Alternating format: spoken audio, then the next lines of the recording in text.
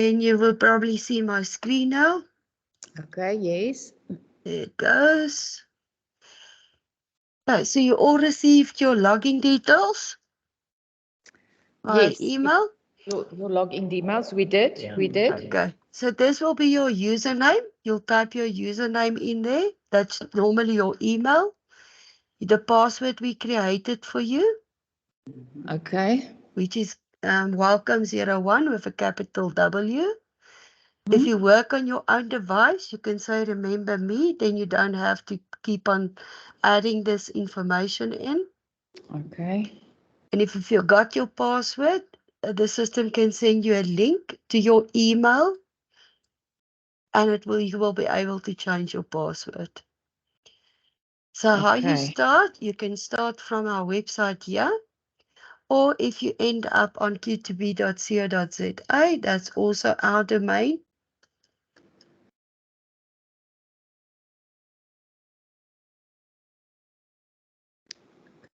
Okay, and you can log in from this section, or if you end up on Q2B Solutions, you can log in on this red button. And it will take you to the Q2B login page. You type your username, your password, sign me in. And there we're in Goshen at the moment. First of all, your name will be here on top. My name is now support. My real name is Henriette, but I'm logged in as support. So if you click on your name on the top, you will be able to change your password. Okay. The password must be more than, you can type in your current password, then type in your new password, and your new password must be more than or 8 or more than letters, figures, and a capital in between. Okay. Okay. Cool. So you can do your own password reset if you want Yeah. to. But, okay. Okay. So then under help, you will find the manual that we're going to do today. You can download it from here, and you can also download the setup manual. There's our support line.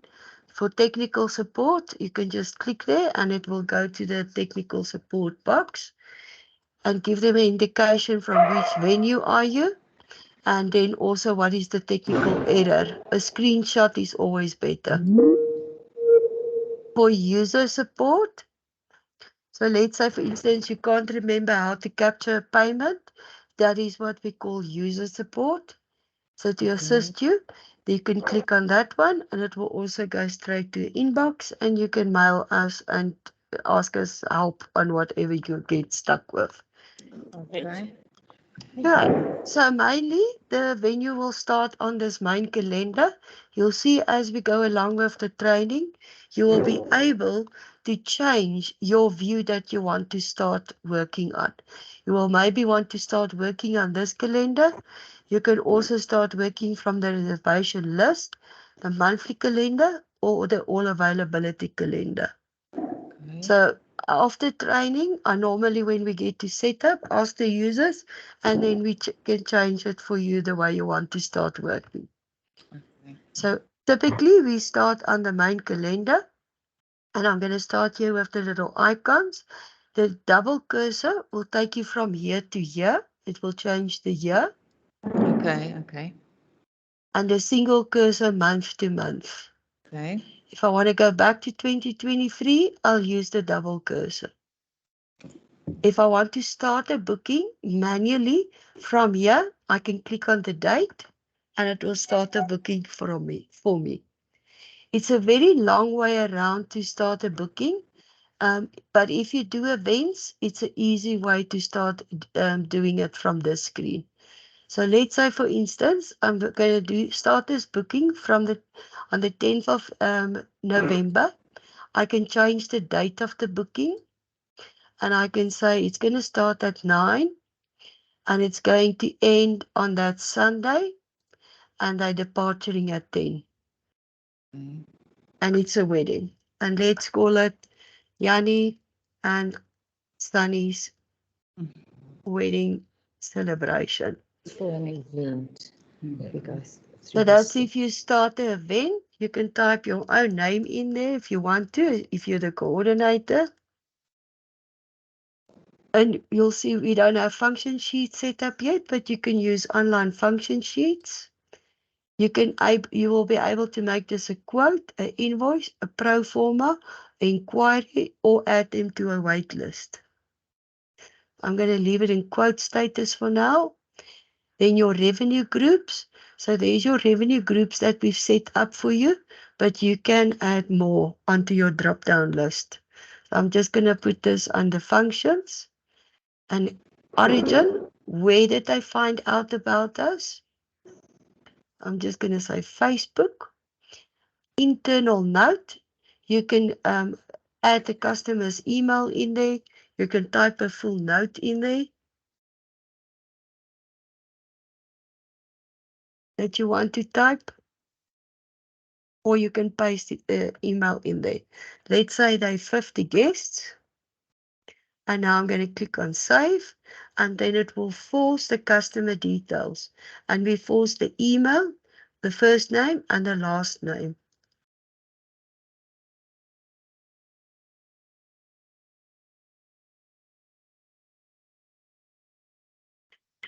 So an email is unique to a customer. So if you don't have an email for the customer, start the customer with first name, last name at nomail.com. And then you will be able to find it again. Okay, we're going to go through all these fields again. So I'm just showing you from the calendar. So there, I've got nothing on the quote yet, but I started the booking. Okay, but there's nothing yet on the quote. I'm first going to leave this here for our training session and explain further what the calendar will do for you. The calendar will eventually show all your bookings, all your resources, your rooms, your hall, your chapel, anything that you've booked out, any activity, it will all reflect on this calendar. The calendar also shows you public holidays. So if you go month to month, you will be able to see all the public holidays on the calendar. Then you can also view it in week, and you can also view it in day. So per day will take you day to day, and per week will take you week by week. So let's say, for instance, I want to start a booking on this week. You can also, on this day, you can also drag and drop. And this typically, guys, you will only use if you start an event. There's a much easier way to start a book just for accommodation. This is when I'm going to do an event. I can drag and drop, and in the times that I dragged and drop, the event will typically start on that specific times, from 6 to 5. If I don't want to do it and I did it by mistake, I can just exit. So that's what those buttons will allow you to see the week, to see the day. But under the calendar, the next one is internal events.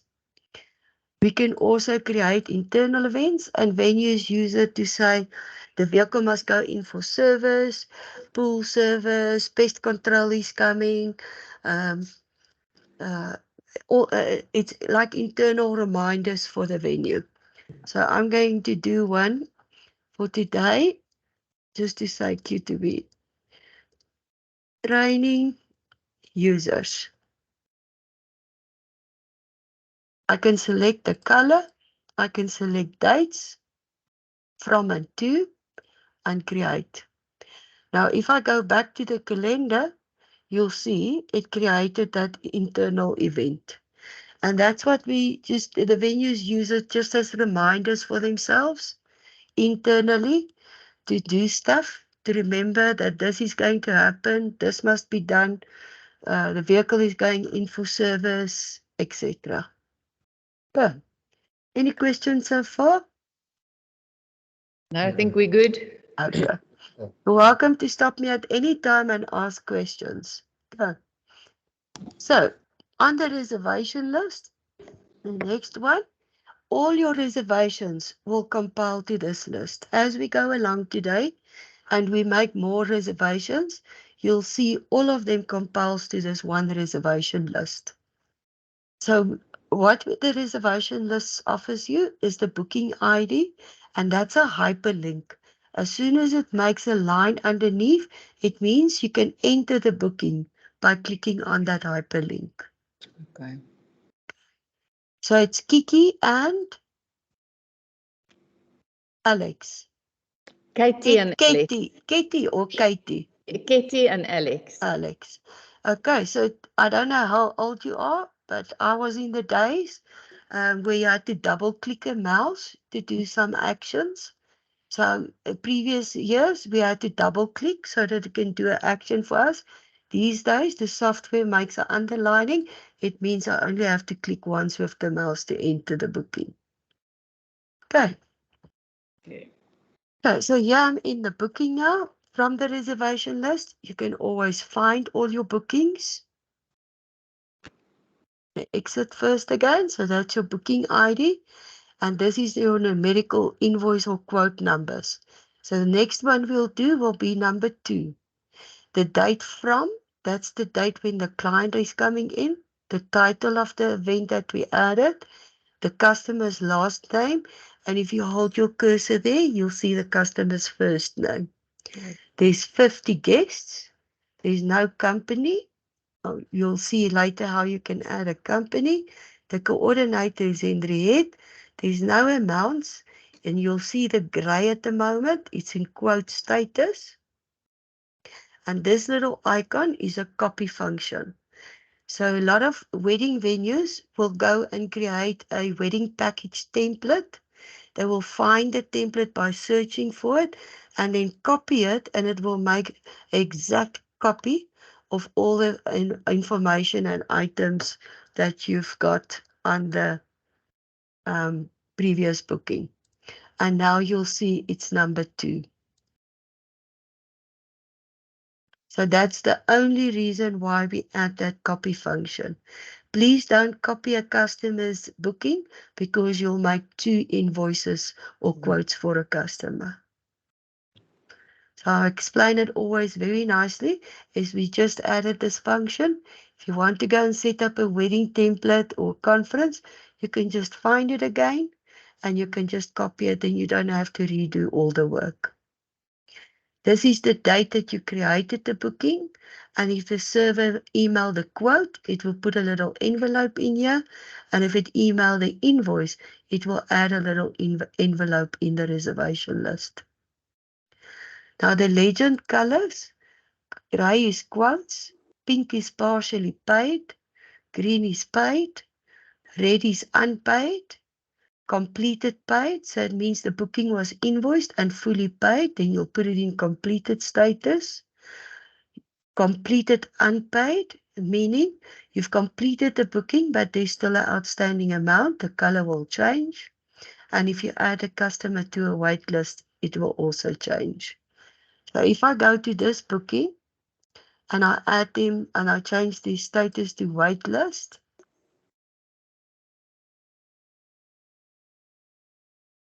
and I go back, you'll see now the color change. My gray is a bit dark. All these colors in the venue setup, you can change it and you can create your own colors.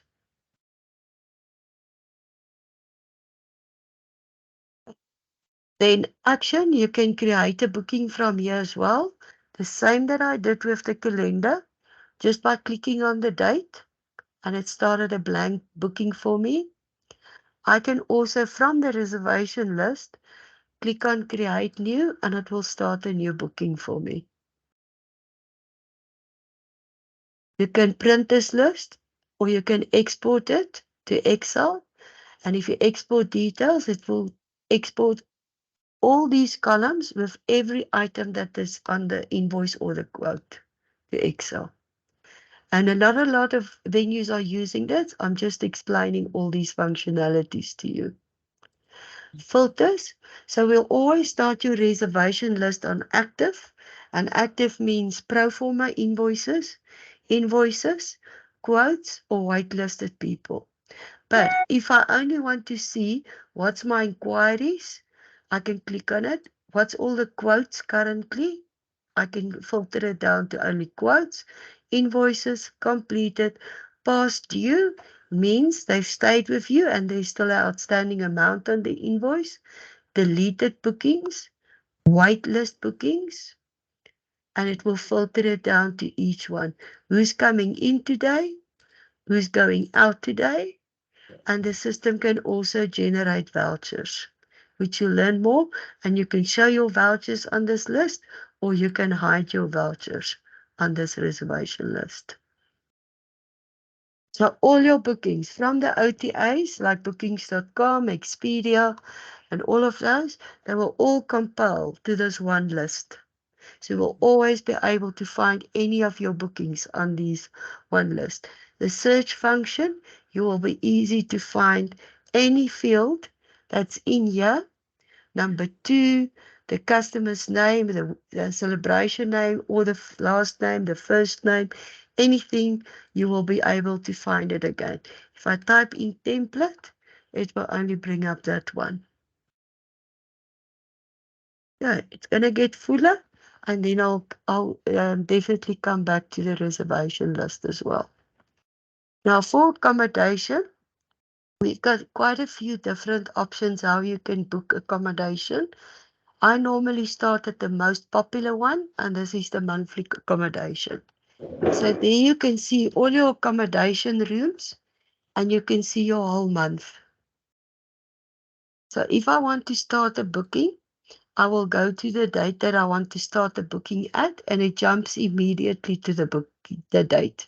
The first, and you can also filter it down if you working on a computer and you see the full screen, but a lot of our venues works on tablets or cell phones.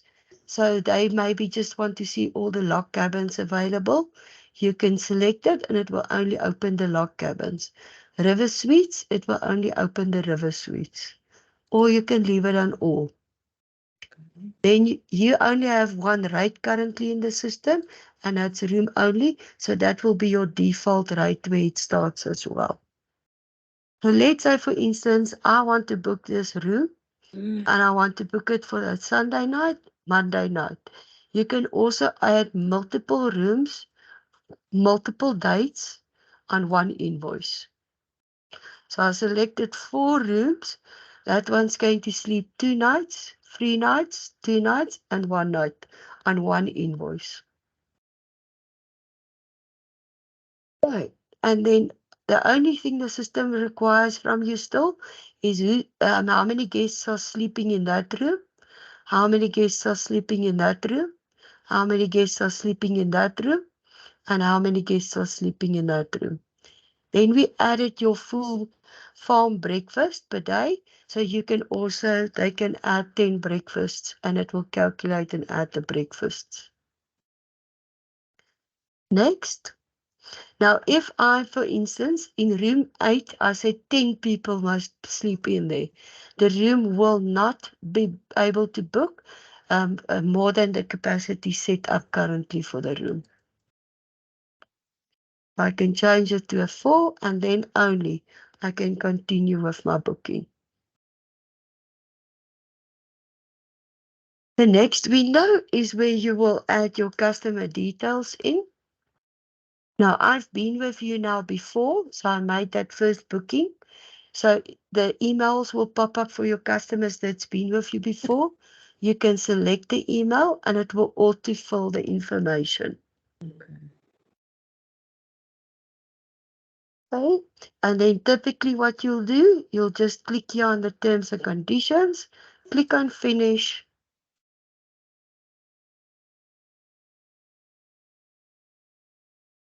There's a bit of a delay.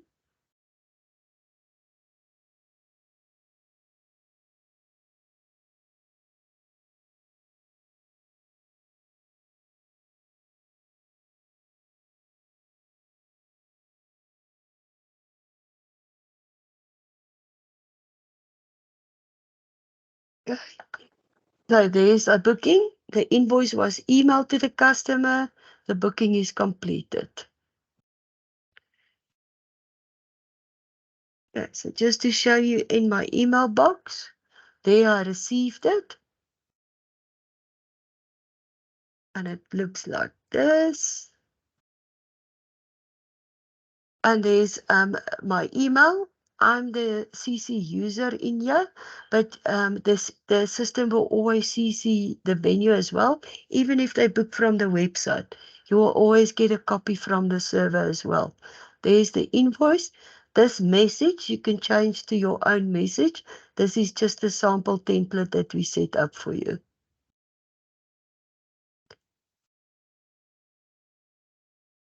So as soon as you click in finish, the system will automatically send the invoice to the customer. If you have the pay now activated, you will have a pay now button next to the deposit required and a pay now button next to the invoice, and they can automatically pay it from the invoice through the pay gate. Okay. Henry, kan ek jou gou Mm. Ek het 'n fout gemaak op my pryse vir die lodges. Kan mens dit regmaak kan julle dit nog regmaak? Ja, ons kan dit sommer in training regmaak. Moenie worry daaroor. Okay. Okay, so why I like this screen, let's say for instance, I cannot put her in that room. There's something wrong with that room. I now want to move her. I can just drag and drop and the booking will update to Levi room. Okay. Okay. I can also, they say, no, this person is not coming on that day. He's coming only on the Tuesday and he's staying until the Wednesday the 1st. So I can also change date and the booking for this room now, the dates will change to 3101. So Levi room is now booked for the 31st until the 2nd of November. Okay, so that's why I like that screen. You can easily see what's available and you can also drag and drop and move them to different rooms. Got a bit of a delay on the Wi-Fi, but there you go. So easily, and they want to sleep next to each other. So now I can move the guests around and I can put them next to each other. Okay, and it will update the booking.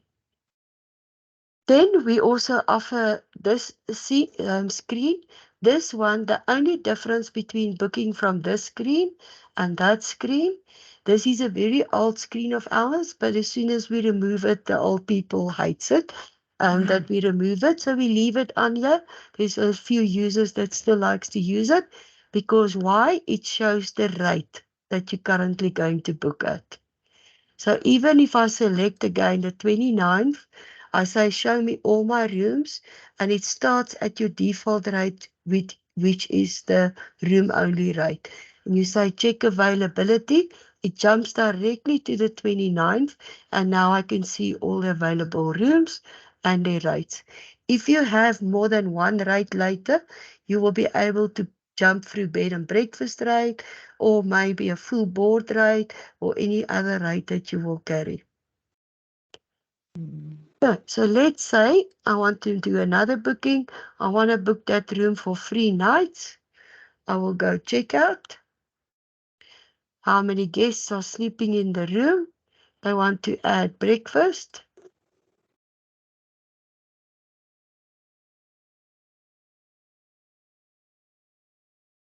And if I don't want to mail it immediately to the customer, I first want to go and check if it's correct. I click on edit. And then I go into the booking. I see there's the room, there's the 2 breakfasts. Now I can mail the customer the invoice. So if you don't want to mail it directly to the customer, you can just not click on finish, you click on edit. Accommodation search is typically in a December or peak season when you're very busy. A customer says, what do you have available from that day to that day? From the 29th to the 1st, I say apply on any of these. What do I have available? Or they want a Lock River cabin. What's available? And the system will only go and check between those dates. What do you have available for this customer? You can also book from these calendars, and you're going to book out that room for them now. 2 guests. Now breakfast is added.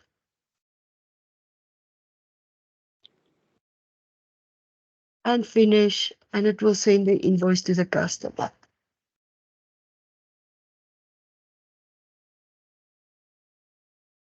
Okay.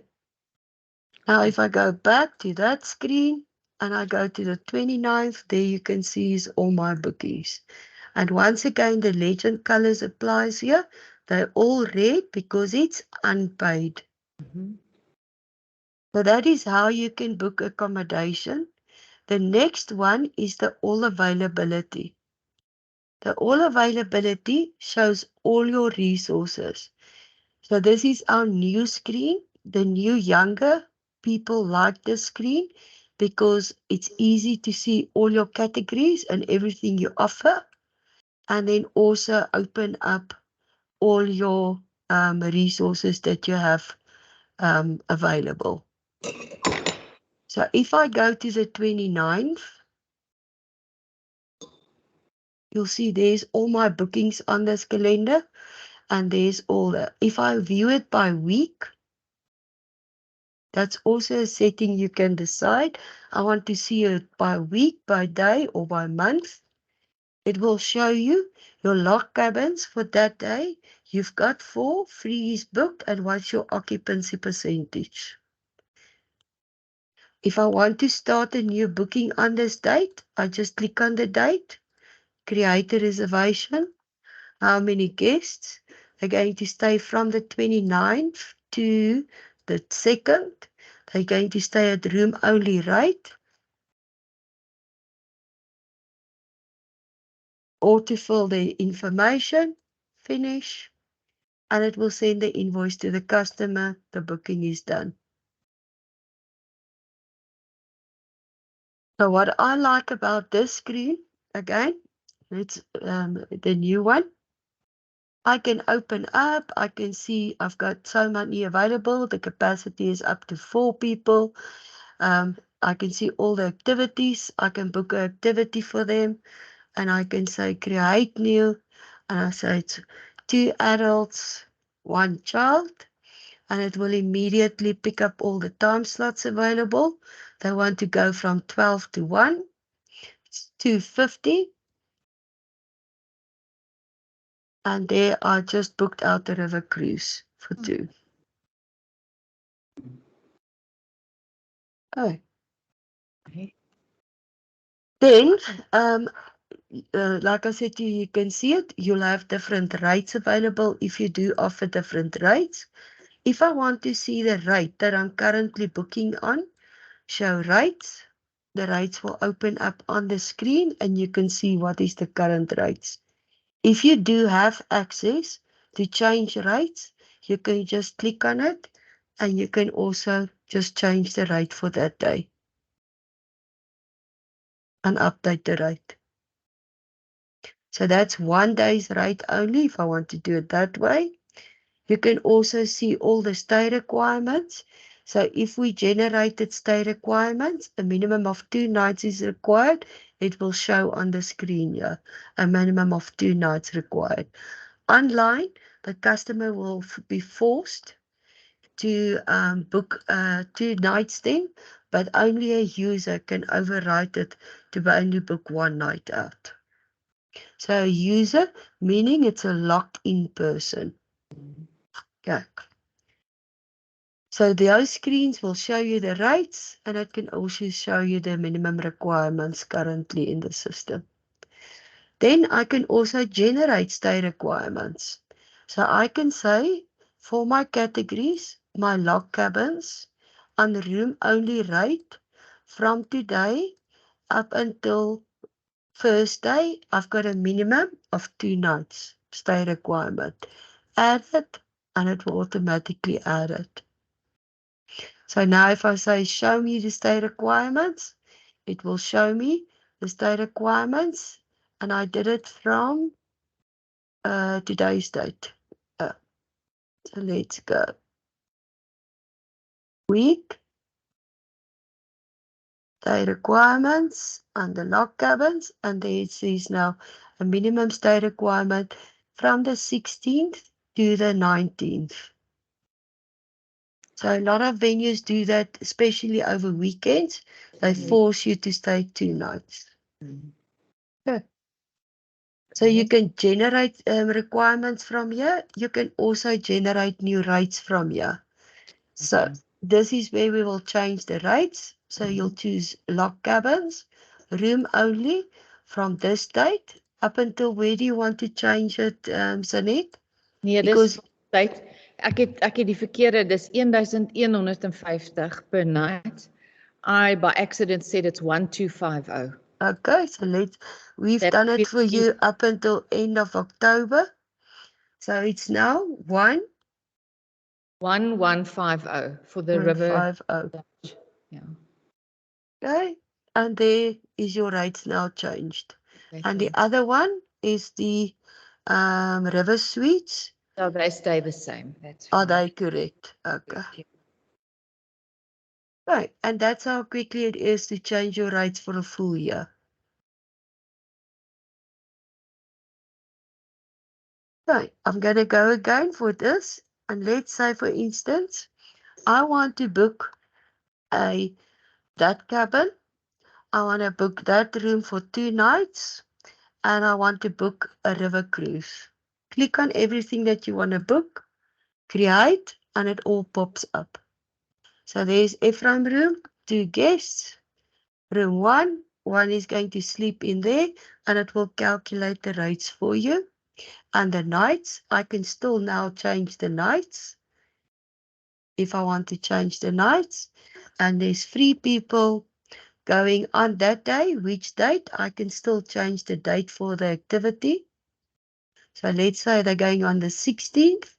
All the time slots will open up for the 16th. And there's the amount for the activity. And I say create, autofill, finish, and it's done. And then my booking is completed with a river cruise and 2 different rooms.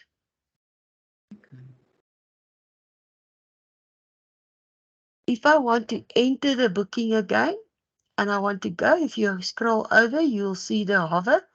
Shows you who's the title, if there's an event title, the customer name, how many adults are sleeping in that room, the total of the invoice, what's outstanding. If it's a company, the company name will be in there, and when are they booked from that date to that date. But if I want to go into this booking now, I can just click there. It will ask me, do I want to edit the reservation, mail it to the customer, print the reservation, or check them in.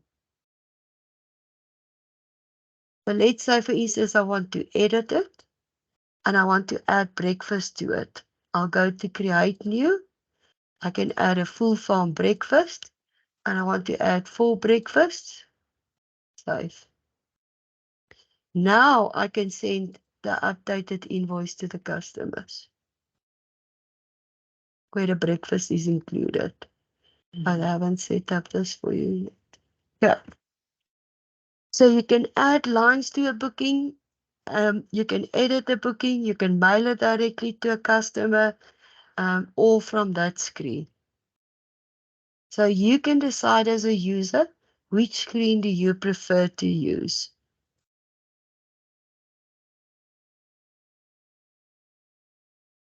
No questions so far? Are we good? Okay. Yes. Activities. Do you have a question? No question. Not. Okay. So you can also use this links. So for activities, there's all your activities set up. We didn't have pictures, so there's no pictures here, but your picture will normally be here. And you can also use this link online for your guests to book their own activities. How So- can I put pictures on, Henriette? We'll see in the venue setup. I'll show you where to upload the pictures. Okay, Yeah. okay. So let's say, for instance, I want to book horse riding. I can go here. All the available ones is white. If there's no time slots or prices in for them, they will be pink. So if I select that day, all the time slots will open up and I say checkout, how many guests, next, put the guest details in, click on terms and conditions and finish, and it will send the invoice for the customer.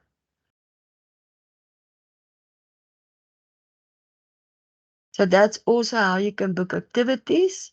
You can also book it by category. So you can say, I'm only looking for the hiking. Okay, and we didn't generate time slots for it because there's still questions on it. So let's say river cruise. I want to book it from that day, that time slot. And it's one adult, one child. Next.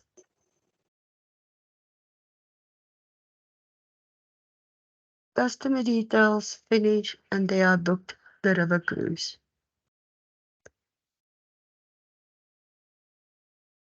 So all of these things we will do if a customer emails us privately. Yes, and I email and say, please book out a room for me for 3 nights and a river cruise for 2 people. You will be able to do it.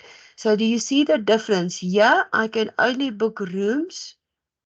And here on this screen, I can book activities. You can do it on one invoice, you'll see, but that's why I prefer this one, because I can book the activity and I can book the room all at once.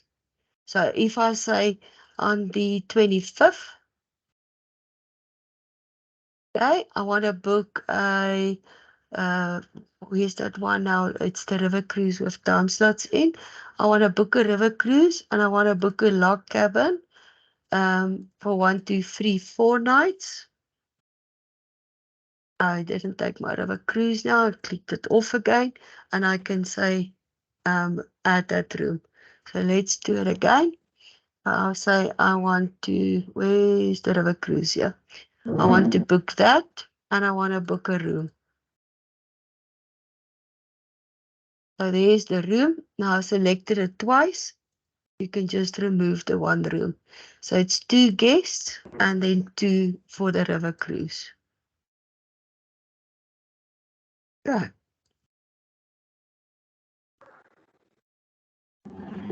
You cannot continue without the customer details. If you don't add the customer details, it will not allow you to add more customers. Okay. So that's why I like this screen. Otherwise, you can do it here one by one. So categories will only open up what's underneath that category. So the horse riding, there's the horse riding, the available time slots that we generated for you. And the one behind this, it shows there's only capacity for 1 more guest. It's free, in that time slot, free can go. In that time slot, there's free available. And that time slot will only allow you 1 more guest. Okay, activity find. I'm not going to show it to you. Where this is typically what our venues will use, where let's say they come to the spa and they book a full month up front for all their treatments. And they will say, I want to do a body and neck massage on the 24th, and I want one on the 31st, and I want one on the 8th of November. I can book out 3 different time slots for this activity.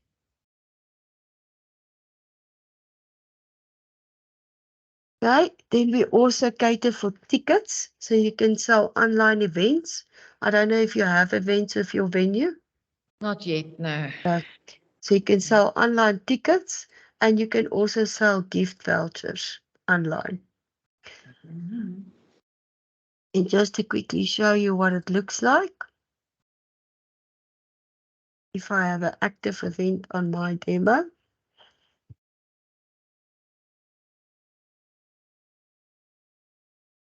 So there's an event. It will have prices in. and I can say I want to book 2 tickets for that person, a pensioner price per person, and 1 with lunch. You can set it up the way you want to. Okay, and then you can have add-ons with your event, and the system will automatically send the customer, they can force them to pay or pay later, whatever how you want to be set up. And they can buy their own event tickets online. If should you have events later, the same applies to vouchers. You can have a link on your website where you can sell people gift vouchers. They can have gift vouchers to use at your venue, or they can have gift vouchers for activities or accommodation, and you can set it up. If I want to buy a gift voucher for somebody to use at your venue, I will add my information in, pay later for now, and say finish. Online, of course, will force them to pay immediately. They don't have that option not to pay then. Right.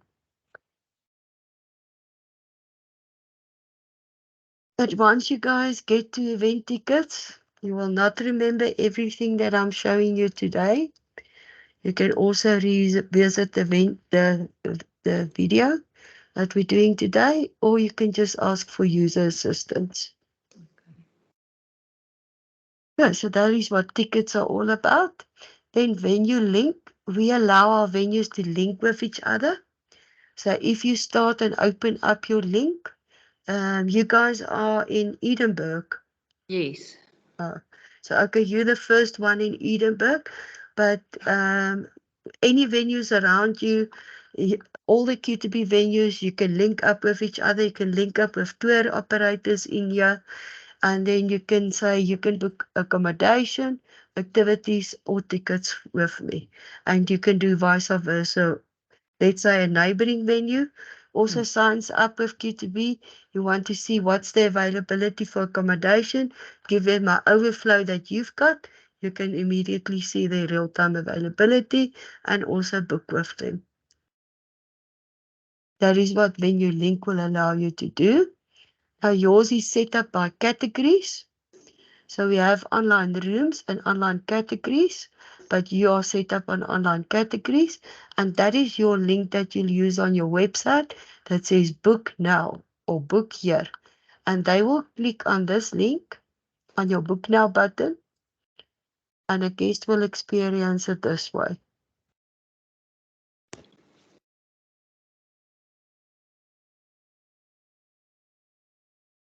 So they go to your website, they click on your book now button, and they will open up like this. And I will say, I'm looking for a room from that date to that date. Fine. And only your available rooms will open up. If there's images loaded up for them, they can scroll here through a gallery and they will be able to scroll through all the photos. Okay? And I can see all the information about the room. And I can also read all your terms and conditions, which we currently don't have set up for you.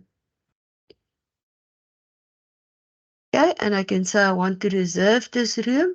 I only want one for 3 nights, add to reservation. I also want to reserve a suite. And once again, you can read all the information here.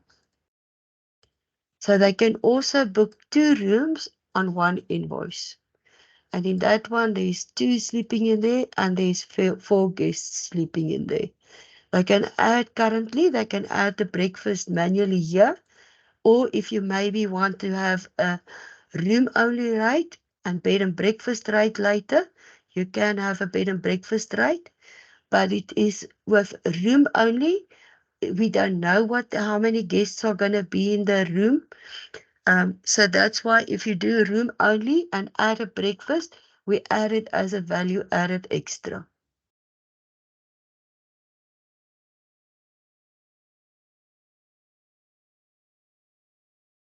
So you see now I'm not logged in. So I'm online. I clicked on your website on your book now button. So the system will not auto-fill my information. I have to capture it. I'm a guest booking from outside.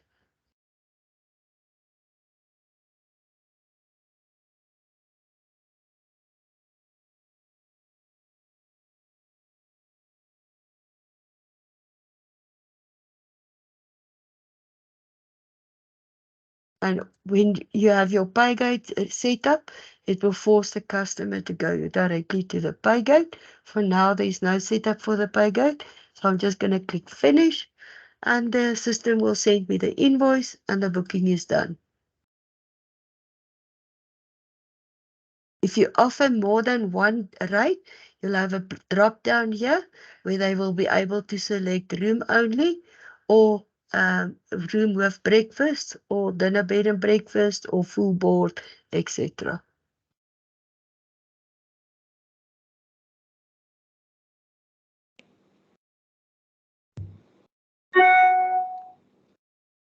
Okay. Okay, so that's from your online. Like I said to you, the all availability. That is my favorite screen because I can see everything that's going on here with a blink of an eye, and I can see it by week or I can see it by day. So I can see where's my bookings lying, and I can also see the availability.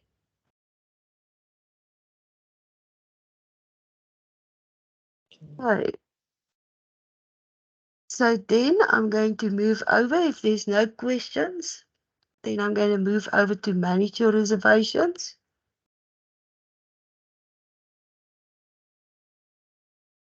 Okay, your daily planner is typically for your wedding venues where you want to see what events do you have currently on. I'm going to pull one for that week where we did that Yanni and Sunny's wedding. And the daily planner will show you what did they book out.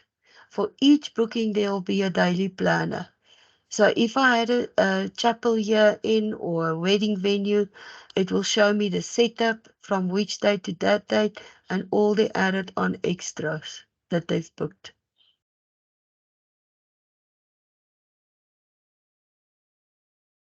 But it becomes quite a nice report to have. Then activity monitor. I can also go and I can say, I want to see for that week which activities was booked. And there's your activities. You can say all, or you can take it by category. I think we booked horse riding. Submit. Okay, not in that date, so let's do up to there. And you'll see if there's a booking in those time slots that you've selected on the top, there's the booking ID. If I create new, so there's 3 time slots, 2 is booked and I've got 1 available. If I want to book another person on a booking, I can actually start the booking in that time slot from there. If I don't want to start from these screens, I can also do it from the monitors. Now I've selected from the 1st to the 31st, but I don't want to print out all these empty time slots. I can just print and it will only show me the booked time slots in that period. So typically what a venue will do, if there's not more bookings, they will come here and I will say for this week up until the 20th, apply, show me all my activities or only show me the river cruises, submit, and I will say action, print, and there's all my river cruises booked for the week. Okay. Go. You can also, let's say for instance, on this day, from today to tomorrow, apply river cruise. I want to close up the 10 to 11 and I want to make it 0. I'm not going to take people for today from 10 to 11. Click on it and nobody will be able to book. The time slot will be closed. Okay. If I want to increase for more guests, I can manually increase for more guests. Okay. You can also add facilitators' names in your venue setup, like for instance Alex or any other person that takes them out on the river cruises. Give him a login access to the activity monitor, and he can see all the time slots where he's booked. Like I said, with the new, I can start a new booking directly from here. And I can also export the time slots to Excel. I can print the report and I can start new time slots. So let's say, for instance, for tonight, you're going to take a group out for me from 6:30 to 7:30. It's a special time slot. You don't normally do it, and you're going to take out 12 guests. And you can add the facilitator's name in here if you have it on the drop down. So there's the booking now for the river cruise for tonight, 16:30 to 19:30. You don't offer that. I just created the time slot. Now I can start the booking immediately. I can start the booking immediately, and I can say river cruise for you to be. Sorry. And I can say it's an invoice. It's activities revenue. I can add the customer information in here. Save. And it opens up this line. And all I need to say is I'm going to take 12 guests. It will calculate the rate and save. And now I can mail the invoice to the customer. So on the fly, you can create more active, time slots and then book them out immediately from the monitor.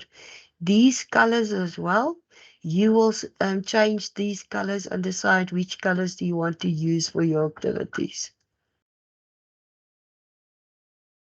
Good. Then events and vouchers, I'm going to come back to it later. And I'm going to stop there with the managing first. And I'm going to go into a booking. And we're going to go through all the different actions that you can do in a booking. And that's in any of your bookings. Let's take a 10-minute tea break and a bathroom break so that I don't kill you guys. So let's say 10 minutes past 11, we can be back again. I don't stop the link. I just mute myself and I'll just unmute myself when I come back. Thank you. Okay. Bye. Thank you. It's a very good system. That's so small. I can't see what's going on there. So descriptions here.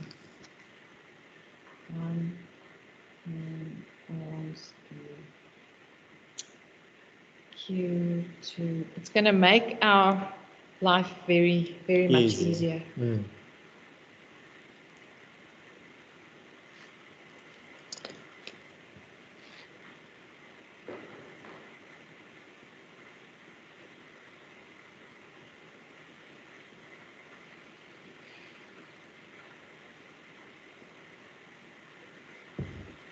Okay, let me also take a bathroom break. Okay. Are you with everything so far? Yes. But it seems quite self-explanatory, Alex. Yeah. You just follow the... You just follow The links. whatsoever is there, then you know what is supposed to do.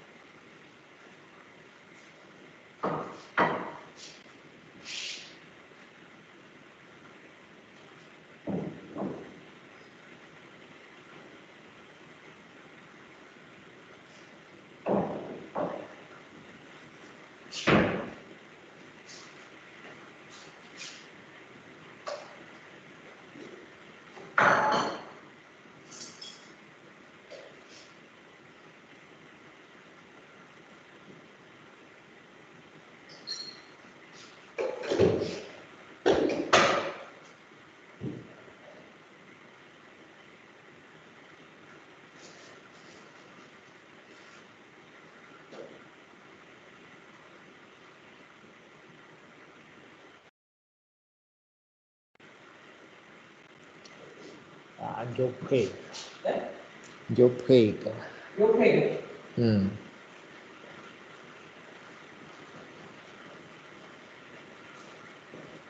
Oh, Jenny, come at and pick us, we're going to bus. Oh. You can see.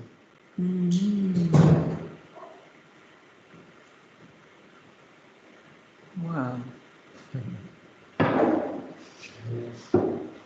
No, there's only two and Okay, then you have, no, I don't want. I'll have the half. You guys Oh. have that. I had one yesterday. Okay, thank But you. for certain minutes. Oh, 10 minutes. Okay. Yes. Yeah, let me just make coffee then. Okay. Yeah, it's just easy. You can see. Have you gone to Q to B now? Yeah. Okay, I want to Oh, quickly. what is happening here is already there. Sure. So wait, it's Q to B solutions. And now, do you go there and then we go? Oh, okay. May I just use the link they sent us Oh, to? and now you're in there. Okay. Yeah. To So you the. can actually watch on your. No, I can't watch it, but after okay. the training, this stuff will be there.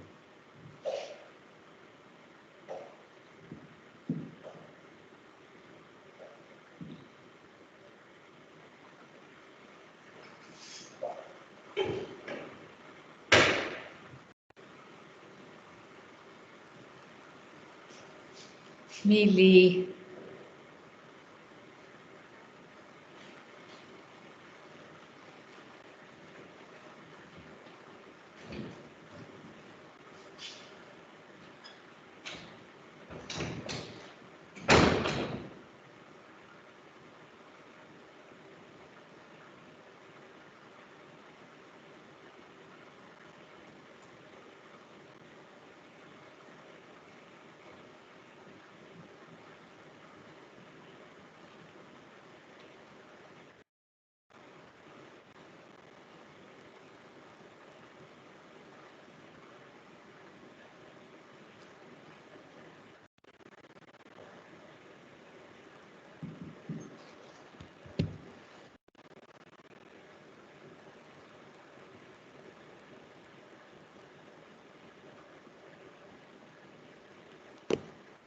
Kom.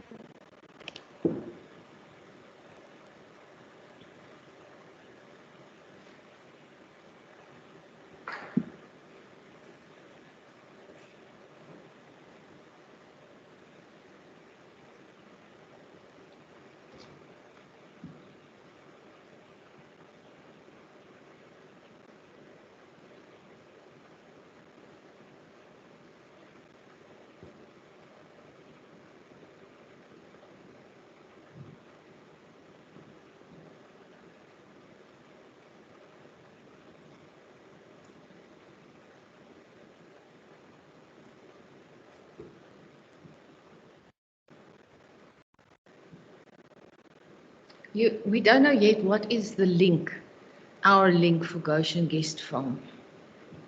Maybe it's not active yet. Is it not this one that they sent to? For people to Or for people to? yes, because I want to give a link on our Facebook page. Okay. All And right, now I there's see. another guy busy creating a website for us. Okay. So we can just put the book now and that link. Link there so people can just go Yes, in. but she'll probably still give it to us. No, I'm not taking private bookings anymore. Yeah, I'll just because tell everybody, go to that link and book. yeah, because if people take private booking, Yes, and but if also they go through platform like this one, they'll have a fee. and also for double bookings, you know, Yes. I tell people, Andy, yes, you can come to Benjamin this weekend. Clarence meets somebody and says, Come. I want to come for all 5 lodges. He says, yes, come. Then there's Yeah, a definitely. clash. Okay. Kyk, dis ons terug. Awesome. Henry, so, kan ek 'n ding vra nê? Mm. Die jy gaan vir ons eventually 'n link gee wat ons op ons Facebook page kan sit en op 'n website van jy weet wat sê hier's die Q2B link waar mense Ja. net kan klik. daar is hy, online categories, so gaan Ja. wys dit. Daar is julle link. So jy gaan Okay. net online categories toe, jy copy daai link, jy sit hom op Facebook, dan sê jy book yourself here, and then they go like I did when I'm a guest, and they can click on the book now button Okay. and they can book themselves. You can also WhatsApp that link. You can Yes. put it behind the book now button, and people can book themselves. You So can't with activities, You can't quickly send that link to me. Must I quickly log in rather? no, I'll send it to you. Oh, thank you. Because that is what I'll be using from now on. No more private bookings for me. Nee, yes, ons die naweek het ons weer gaste gehad wat hier ingeboek het. En dan sê hy nee, hy sal sommer kontant vir my saambring, bring bly die hele naweek. En Sondagoggend dou voor dag toe is hulle gone. Holy moly. Ja, so I'm finished with that. Yeah, and now you won't be able to get your money. Gaan sommer die activities een ook vir jou stuur. Dankie. En ek dink julle moet gaan by kategorieë. Ja.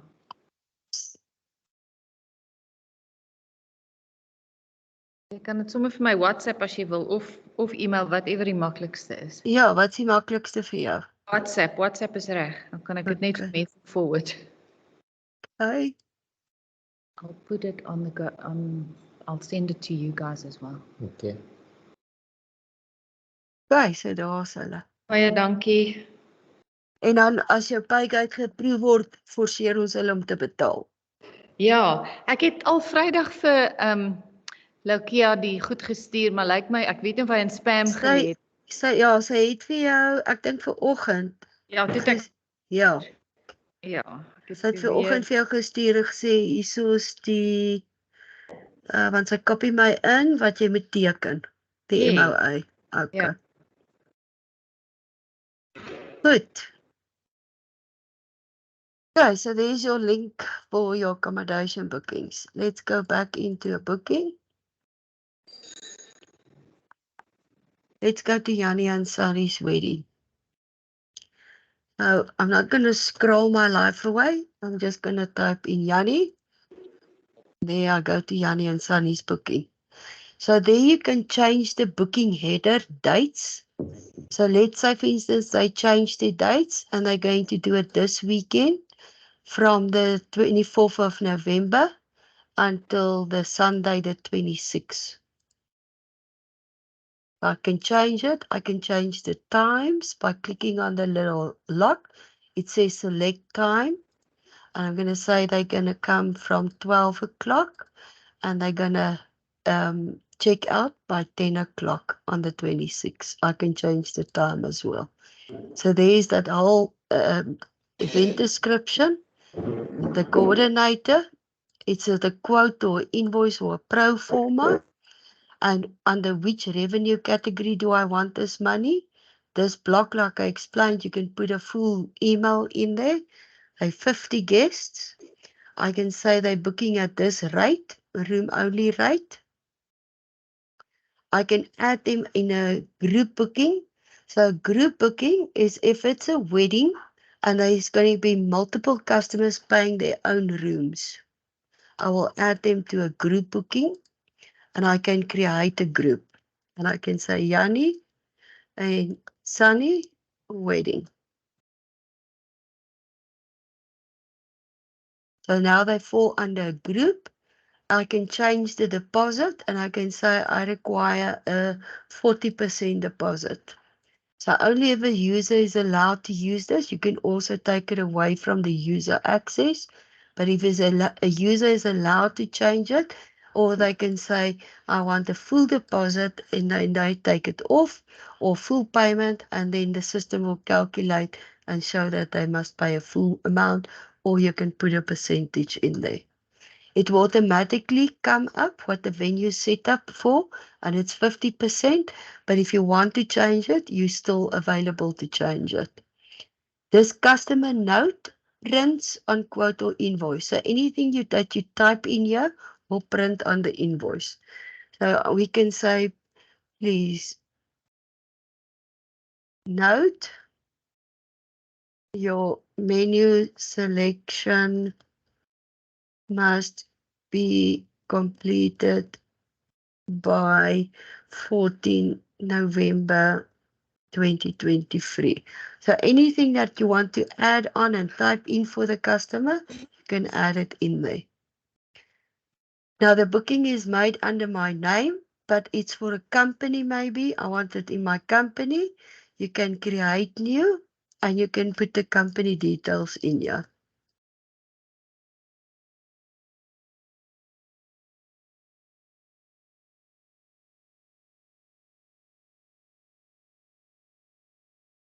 You can add postal addresses.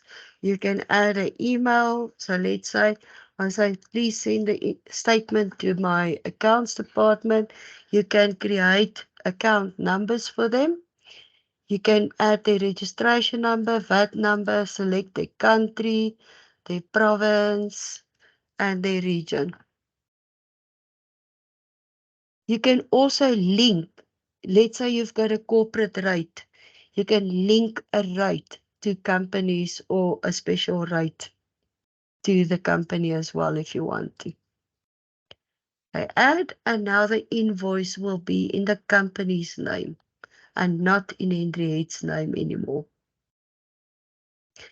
Date of birth, you can capture it here, but we always suggest to venues to capture it with the check-in app, which we'll also get to. Is this a corporate, customer, couples, family, team building, or wedding? I say, I'm the bride, and this is the groom. Please also add the groom into the emails. And I don't want to use his real email because he's going to drive me insane with all the emails he's getting. Okay, so you can see another person in the email, in this block, sorry. And this other block, they use for purchase order numbers, service numbers, or ID numbers.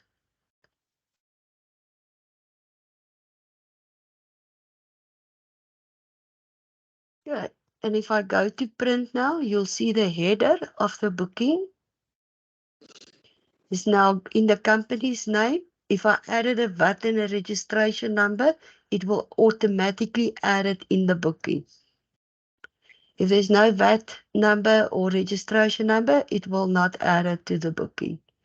And it will say, there's the company address, email, the date I created the booking, reservation is from the 24th to the 26th. There's your note, please note your menu selection, blah, blah, blah.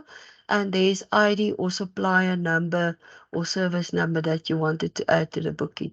There's still no lines on this booking. It's just your banking details showing here. There's no line items on this invoice or quote that we've created so far. So this is what we call a header, and this is what we call customer details.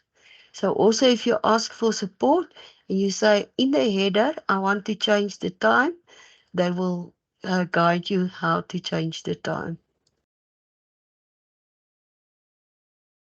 Customer details, and then your line items.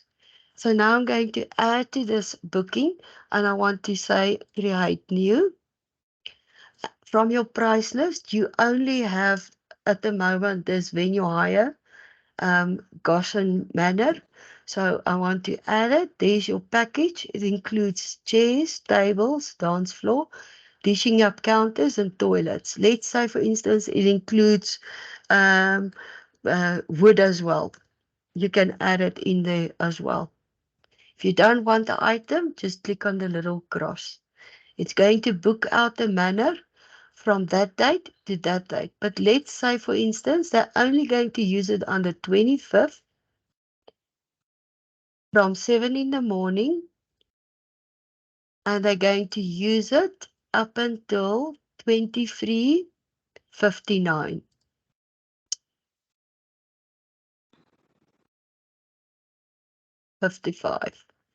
You can also do a setup style. We don't have setups for you, but you can say round tables, square tables, whatever is the setup style.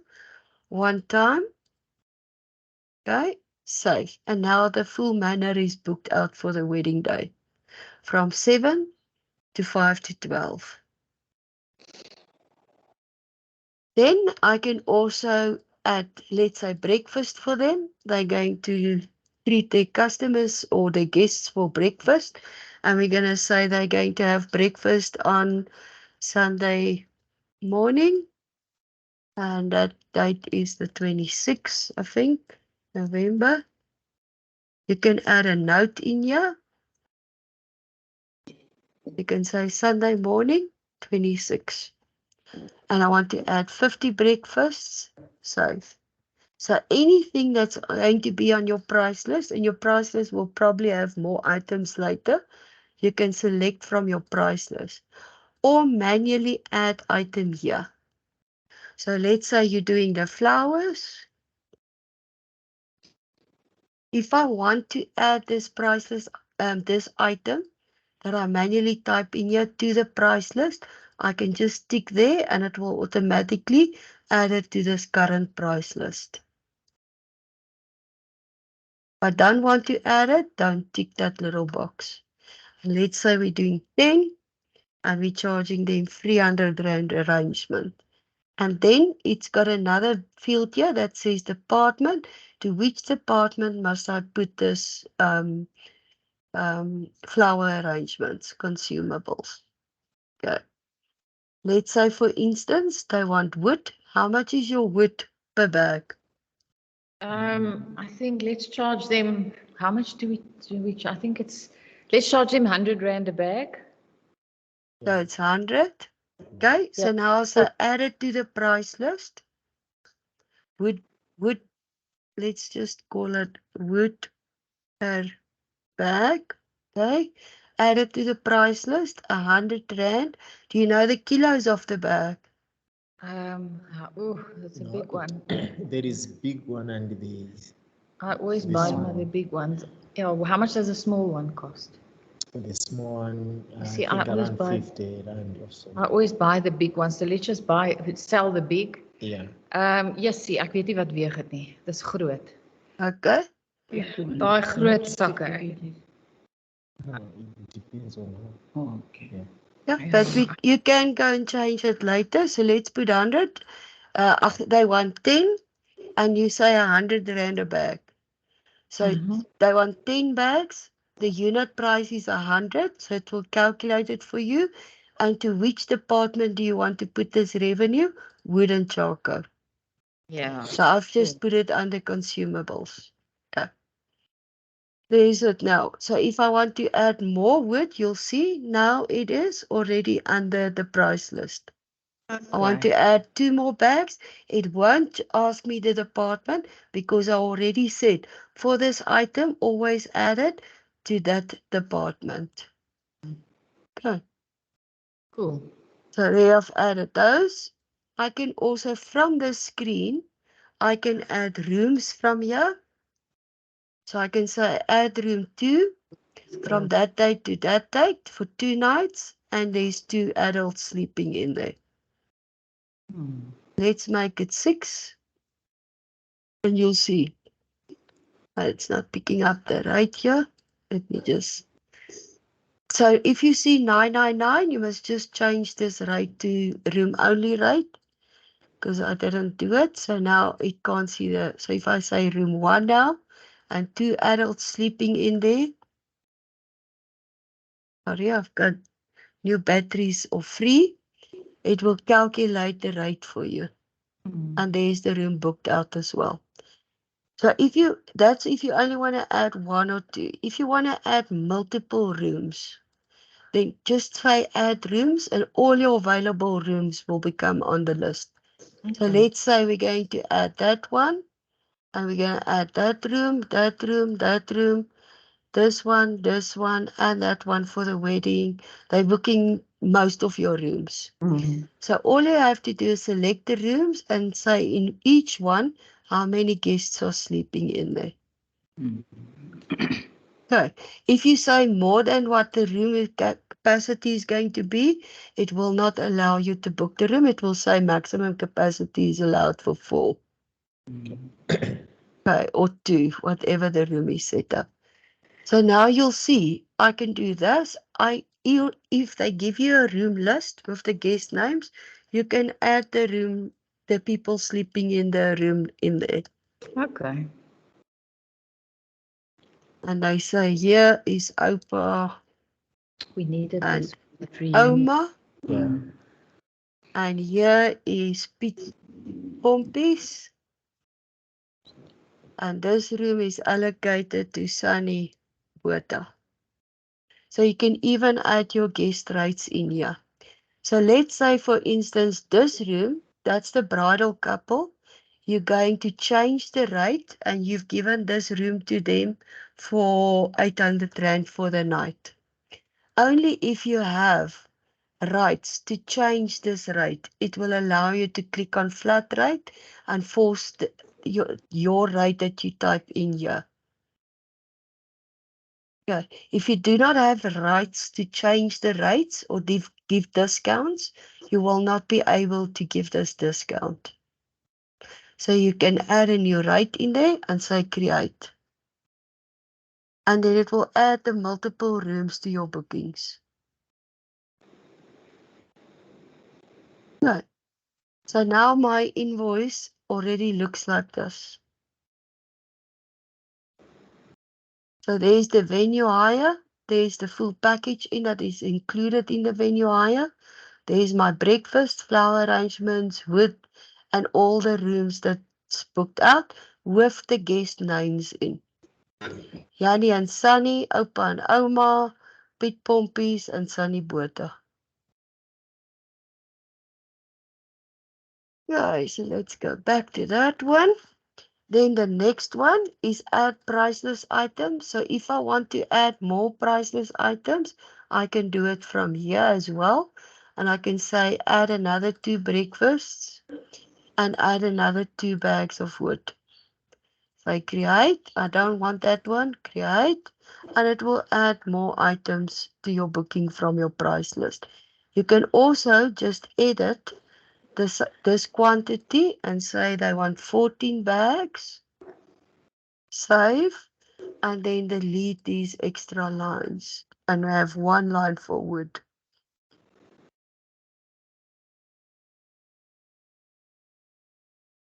Okay, so you can also just up the quantities, 52, and not have multiple lines on the invoice. So I've added rooms, I've added a price list, and now I want to also apply a discount. Once again, if the user don't have rights to apply discounts, they will not be able to do this. So I'm saying I'm going to give them discount, and I'm going to give them a 5% discount, and it calculates from the total of the invoice now, the total discount. And now I can type in a description, and I can say wedding accommodation discount, 5%. And then I can now go and select the rooms that I want to apply this discount to. So I've already given them the discount or lower rate on Levi room. So I'm not going to apply to that room, but I'm going to apply to all the other rooms. Right? And it will only apply the discount to the rooms that are selected.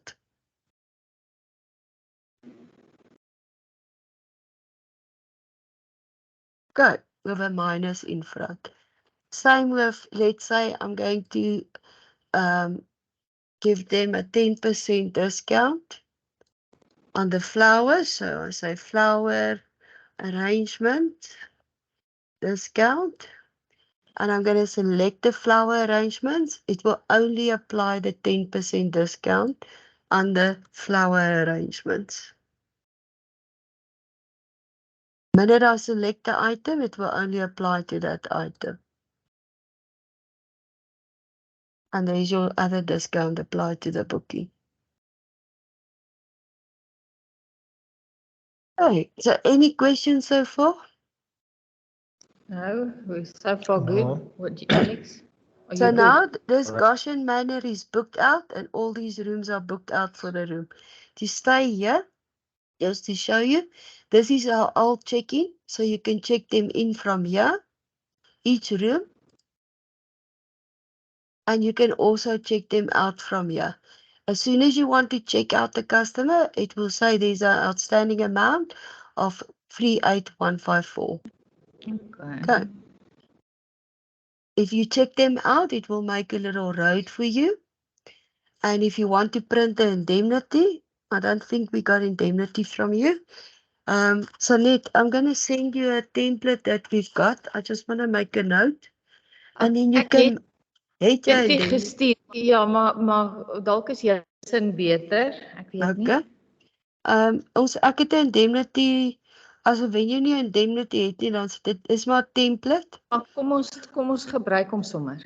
Ja, dan kan jy kan hom aanpas vir jou venue en dan stuur jy hom vir my terug in Word, dan sit ek hom in die venue setup vir jou.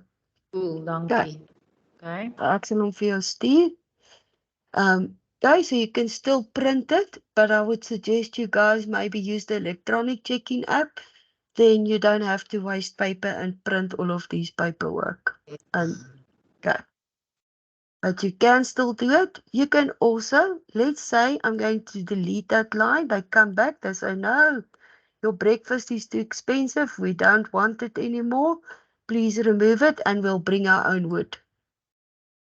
A week later, they phone and they say, no, we'll have your breakfast and we want to have the wood again.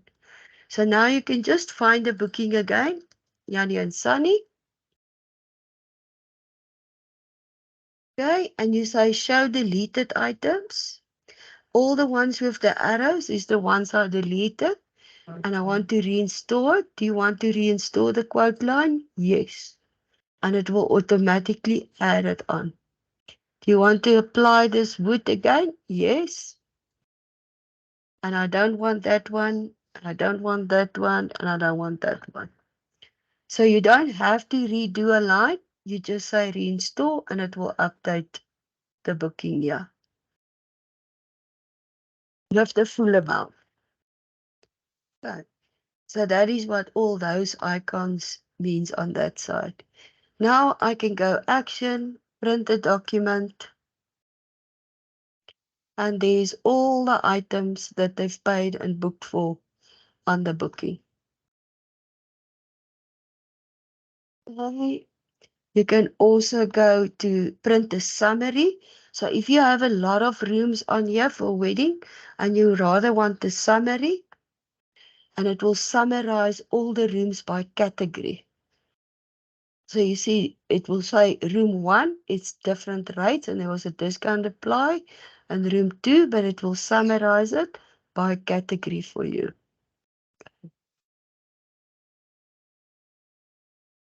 Then if I want to see accommodation voucher, I don't know if you deal with tour operators or wedding coordinators. No. Net soos lekker slaap in Airbnb vir booking, vir accommodation. Yeah, die. Okay. Uh-uh. But we do make an accommodation voucher. Maybe the bridal couple wants to give the guests a voucher without the revenue. We do create a voucher for you of everything that's paid, and then there's no revenue on it. Okay, even for activities. So let's say, for instance, this wedding party wants to add an activity. You say create new. So you want to manually add a resource. which is your manor, a hall or chapel, room or activity. Which activities got, yeah, the horse riding. So I select the activity, I select the date on the Sunday after breakfast. When they check out, 3 guests can go on the horse riding. And I can even add an activity to the same booking. What else is there? River cruise. Let's go river cruise. And on the Friday, from 1 to 2, 15 guests are going on the river cruise. I can add a river cruise as well. Okay. All on one invoice, or quote, or pro forma, whatever is your status of your booking.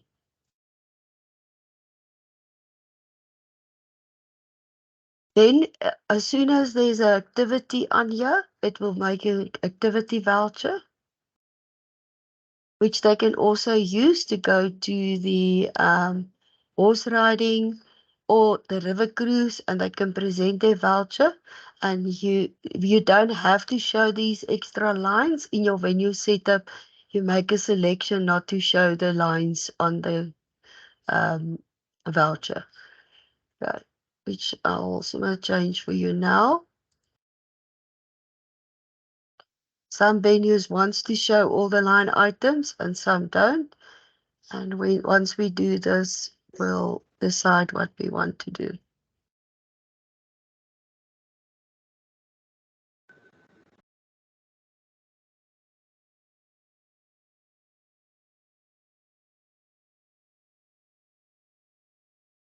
Okay, so it will create the activity voucher automatically for you.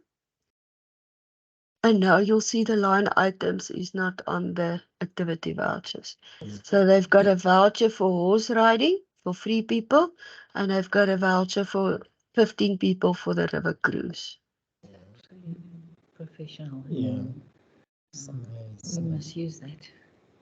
Okay, so then audit trail. So audit trail on every booking, everything you do. Who was the user, what date, what time, and what did they use, and the details that they've changed. We capture in a booking. We cannot delete it. You cannot phone support and say, I made a mistake. I don't want the boss to see it. Please remove that line. There's no delete button here. Okay. So because you can move, and a reason for this is because you can make it from a quote. Now it's a quote.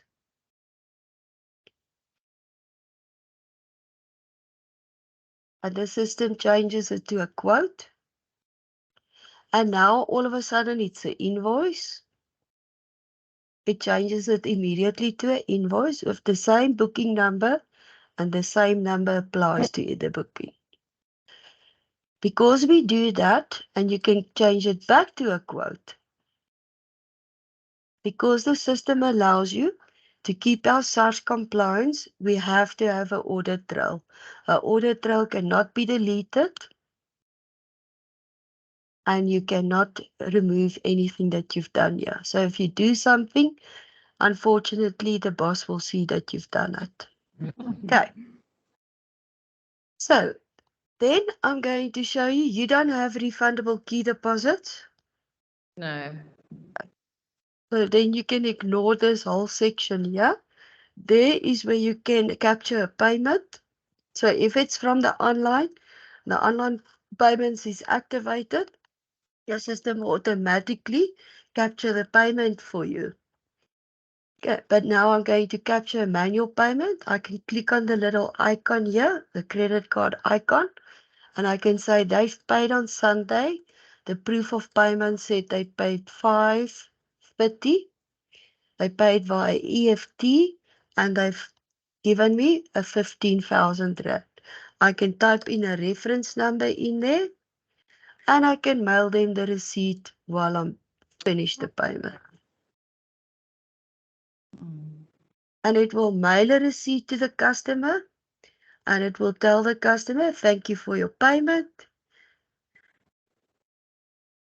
to show you. It will just say, "Dear Henriette, thank you for your payment. Please find attached your receipt and with your logo in here." And the receipt looks like this. Okay. And it will show you 15,000 Rand EFT and an amount outstanding is 25,104. Okay. Yeah, that's Okay. nice. I don't want H. I don't know why it jumps to H all the time. I hate H. Okay. So you can immediately then do another payment. Let's say they did the payment on Saturday. You can change times in here. And they've paid by card or EFT or cash or anything. And only an administrator have no payment free. The users will not have this option. Okay. So they've paid another amount and they've paid 5,000 Rand EFT. And I can say 1 and 2. You can have that reference as anything. Mail the receipt, it will immediately. If you say print, it will immediately print the receipt for you. So you can capture multiple payments on here. So it will always show you the total of the payment, the total of the invoice, and then the outstanding amount. And now it looks like this.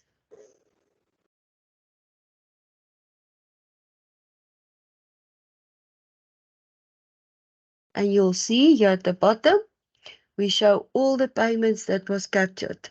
There is the outstanding amount, and these are the payments that was captured. So your invoice becomes like a little, or your quote becomes like a little statement for them. Okay, and once again, you can change now to an invoice if you want. So that's what the audit trail does. Everything that we do, it's captured. So I changed it from a quote to an invoice. I created a payment amount and I created a payment amount. And where the server mails it to, the receipt was mailed to all these emails. Even if I mail the document, it will show that to which emails did it mail the invoice to.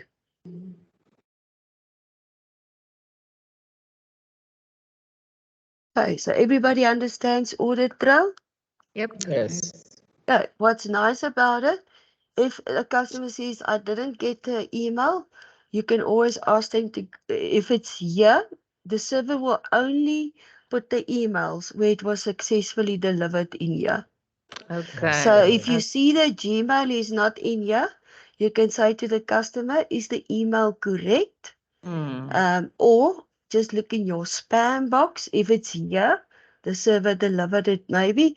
But a lot of the corporate emails and the Gmail as well blocks mail service.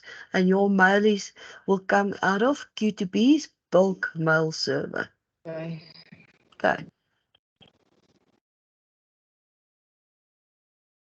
Okay, the server will also tick here in this little box if I mail a quote, if it's now a quote, and I mail a quote. Look, the box is not now ticked, but I mail the quote.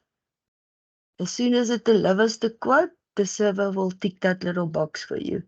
So here you can also see the quote was emailed, the invoice was emailed, and you can change it back, whatever status you want to work in. Then 12 hours after departure, the system can automatically send the feedback to these guests and customer, and they can complete it. If you don't want the feedback to go out to them, you will tick that little tick there and it will not go out. The gates in and out, I don't know if you're going to use it, Sonette. No, Okay. that drive in. Okay. And then the CRM, which we'll get later to, and I'll explain it. If you don't want to remind Yanni and Sunny, and you want to use the CRM to say your final amount is now due, It can do it automatically for you. If you don't want them to get reminders that they still owe you money, you can just tick it and it will go off. I think we must use that. Yeah. Yeah, because that can do a lot of admin for you.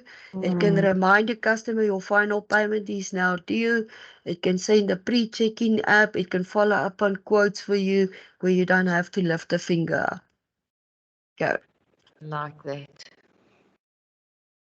So, audit trail is always there. Payments. So if a user don't have access to capture payments, they will not have this on their menu. And there's the two payments I have. I have an edit and I have a dustbin. Some users won't have an edit because they're not allowed to change payments. They're not allowed to delete payments. Here you can print the receipt again. You want to print the receipt. And you can also mail the receipt again. So if the customer checks out and said, please can I have a receipt, you can easily print it from here for them. And you can mail it again. Now I've got an edit and I'm just going to show you the edit. So there's the 15,000 Rand. I am allowed to change it. I captured it wrong. It's 16,000. I can now capture it. I can make changes to it. The online payments will automatically show approved or not successful here. So I can change it, but you might maybe not have access to change it. And I can delete the payment if I want to, because I've got access to delete it. Okay. Then we're going to go to, so there you can see all your payments. Then you can go to CRM. So if your CRM is set up, you can now make a note on this booking and say action, create new. And I can say it puts the booking number under event description in there for me. And I'm going to say final payment arrangement made with Sonnet. Okay. And I can now push it to Sonnet. If Sonnet pulls a report under CRM, she can see it on her CRM report. And I can say, Sonnet, as discussed, I can't type on Mondays. Sonnet, as discussed, client will settle via credit card on arrival. Okay, so you can make a note. Then you can say completed so that the CRM don't keep on reminding this customer they have to make this payment because Sonnet made an arrangement that they can pay on arrival, the final amount. And then the CRM won't keep on reminding them that they still owe money. So in a booking, you can create new notes. You can also export all the notes on a booking, and you can also print all the notes on a booking. Okay, so that is what that CRM is for. Then guests. So always when I did events, now I've got Henriette's details. She's the crazy woman getting married. Okay? But I want all these 50 guests' names and surnames and emails before they arrive. So how will we get it? Okay? So what we've done, we've built in a registration link. It's like a RSVP link. So where we say to the bride now, we will assist you to get all your RSVPs. So it's already set up for you. You can change this message in when you set up, where we say we can help you manage all your RSVP, and she can use either that link that's behind there, it's the same as this one, or this one, and she can use it on wedding platforms, wedding websites, WhatsApp it to people and say RSVP here. and they will RSVP. So I'm going to RSVP for that wedding now as a guest.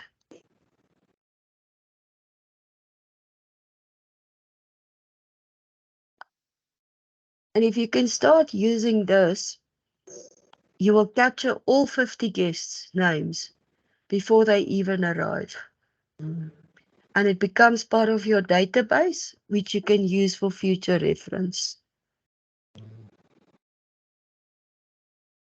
Some delay again.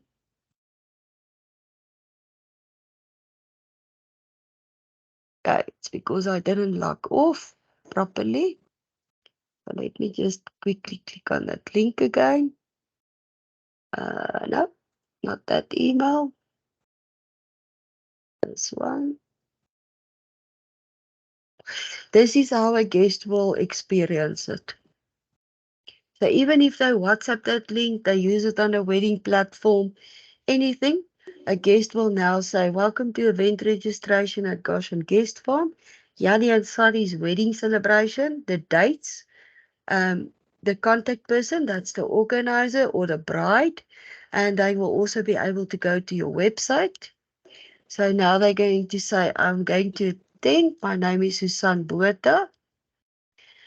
Email, so you capture all the information. And guys, this is actually awesome for future reference for marketing. Okay. And we're going to be 2 guests, and that she can write a full note in there and say, please note my husband like soft pillows, and I am allergic to nuts. And then, of course, in South Africa, we always ask, please do not send me any promotional material. If they tick it, the system will automatically mark Susan not to receive promotional material. And you will see it in your customer data if you want to export it. Okay, and I say, off you go. And then it just says, thank you for registering for Yanni and Sadi's wedding celebration. We are looking forward to serve you. Very smooth and very easy for guests to RSVP for conferences, team buildings, weddings, parties, birthday parties, etc. Sure.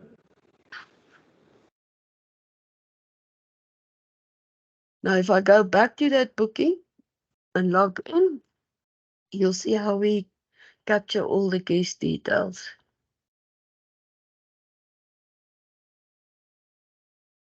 If you can start using it, I don't know, do you do a lot of weddings, functions? Here and there, but we're just starting out actually. So Yeah. But for future, you can start using it. It will help you to build up a customer data. Definitely. And there is now 5 because I checked in 2 already here in a room. So it counts everybody that checked in and everybody that RSVP'd. And if I go to guests now, you'll see there's Susan and there's all her notes. Now, if they use the check-in app, a signed indemnity will be here. You can also set up your activities with certificates, where they get a certificate with a selfie in. That's on the horses when they check in. What? Yeah.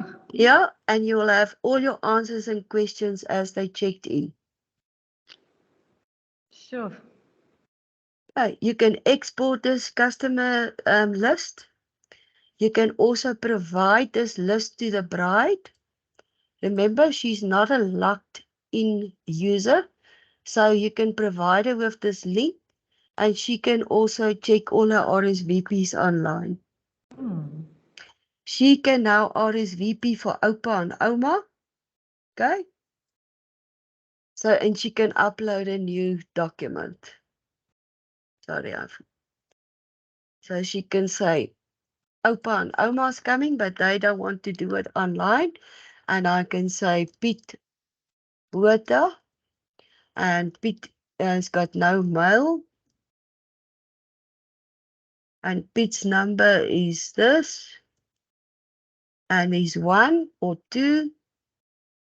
And she doesn't tick that, and she says, Opa and Oma of the bride, please, no room with debt, or whatever she wants to put in there. And she can update it and say save. A little bit of a lag between us. I don't know if it's from my side, my Wi-Fi, or yours Wi-Fi. Probably ours. Yeah.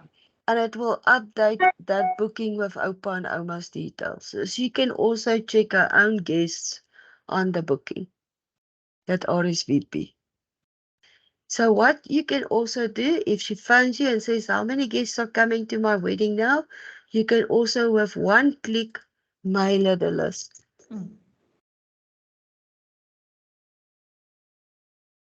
And it goes out because you're done.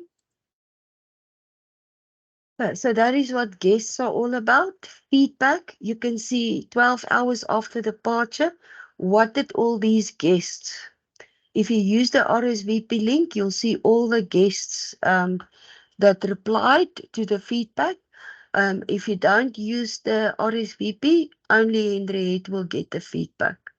And then you can see what they rate you.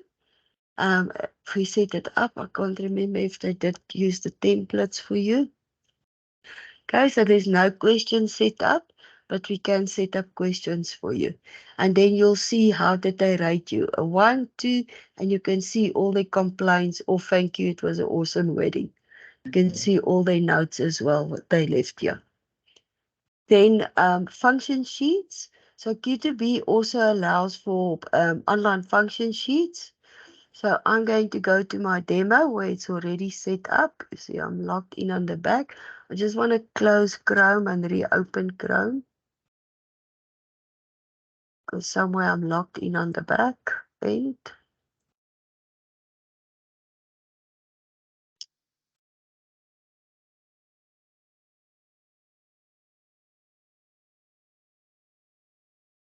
I want to show you the online function sheets.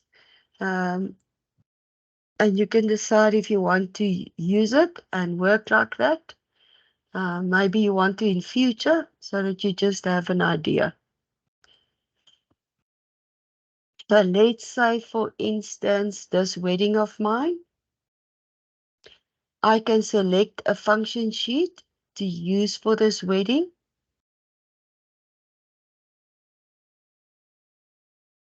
I can mail the function sheet to the client and she can complete it online for me. Then all her questions and answers that she did online for me on the function sheet will show here on the function sheet. You can also complete it on your side. And you can ask anything. You can ask a time. They must give you a time. You can ask notes. You can ask menu selections, etc. in a function sheet. And I also can do it for you online. Now, when I go back to the quote now, and I want to look at the function sheet, and I say print function sheet, it prints all the questions and answers for me that you've asked in the function sheet. And that's normally where you will ask, what time will you start your ceremony? Do you want music at your ceremony? Is the PA system at your ceremony, podium? And then your wedding, what time do you want your starter to be served? What time are you going to cut your cake? What time do you want the main to be served, etc.? That's what a function sheet will allow you to do. And then we also offer extended function sheet. An extended function sheet will have all the questions and answers and all the items that they've paid for. Okay, so that's what function sheets are all about.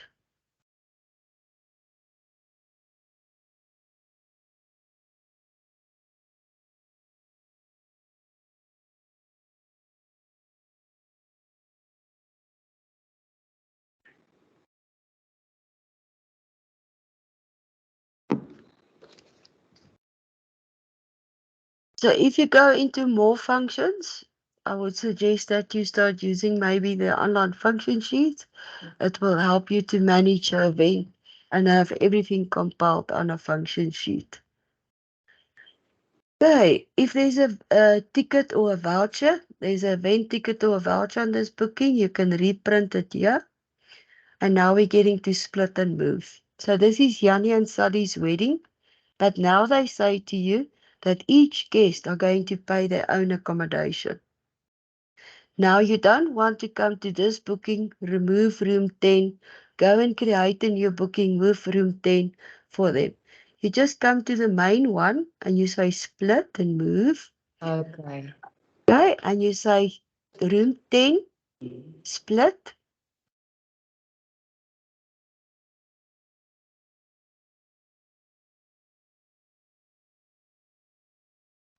It creates a new booking for you with room 10 on.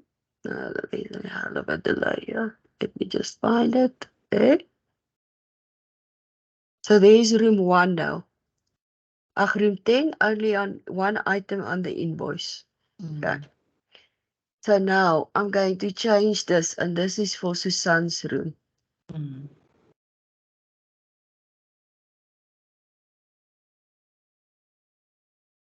I don't want it under the company anymore. It stays under that group.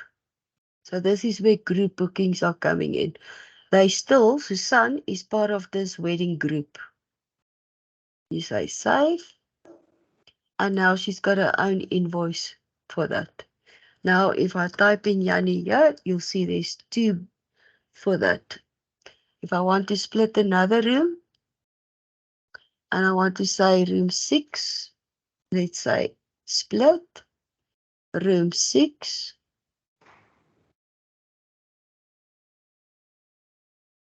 Okay, creates a new invoice with only room 6 on.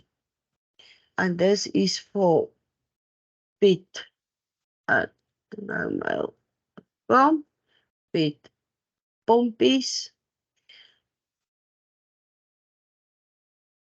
And you can update all those details for him.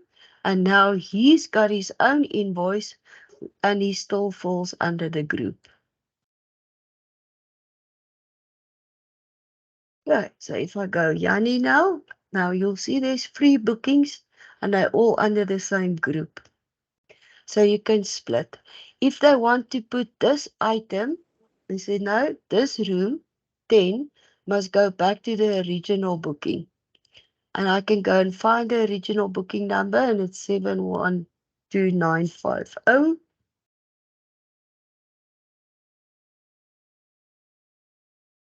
So you can also move items back. So I can now go to this one and I can exit and I phone and I say now this room must go back to the original booking. I can go back to split and move and I can say that item move to which reservation? 712950. Confirm, and it will move it back to the original reservation.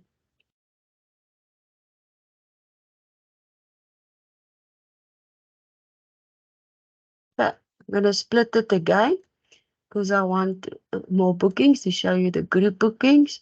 Let's split room 4 and say split. And this is for Pete at no mail. And it's for Pete Pompish.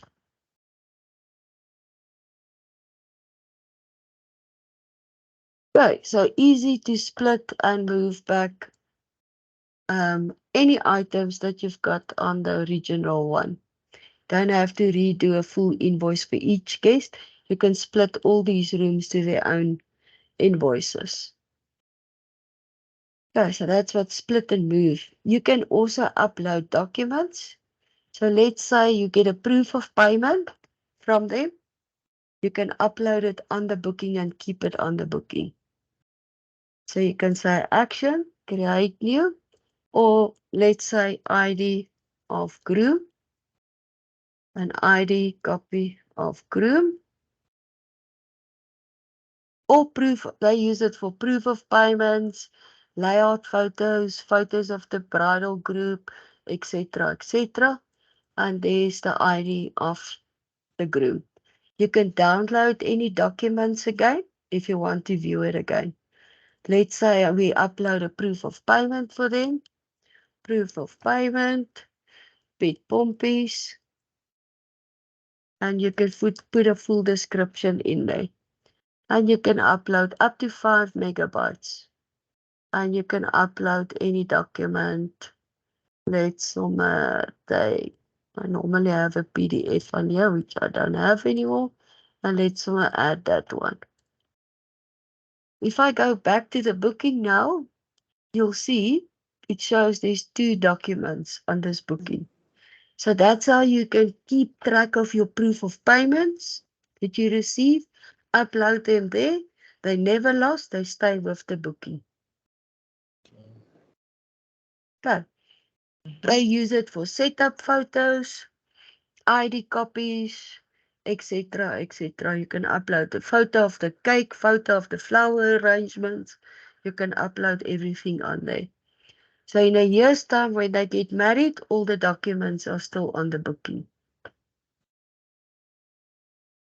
Yeah, everybody understands documents? Okay. Okay. Then under the mail button, whatever the status is here, I can mail it to the customer. And the next one, I can mail with an attachment. So we've got attached for you as attachments. We've got info, Goshen guest form, and that indemnity form. So I want to send the info sheet to them. I can select multiple ones with keeping my control in, or I just want to send that to them. So you can have wedding packages, conference packages, your bank confirmation letter, BE certificate, everything under attachments. And you can mail it to them. The registration link I showed you, that's what it's RSVP link.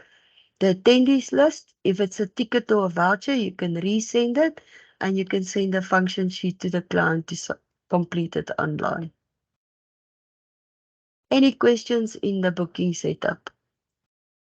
Yeah, I think well, it's a lot. We'll Yeah, work through. it is a lot, yeah. Okay, so what I'm going to do now is I'm going to show you the group management. So I've put Yanni and Sandy under a group. All our wedding bookings and all our guest rooms. So if I go to manage reservations, groups, I can easily, before they departure, I can see on a full group. There's my group. I can see all the invoices attached to this wedding. So there's the wedding name. There's the main contact. The email, I can add a telephone number for the main contact.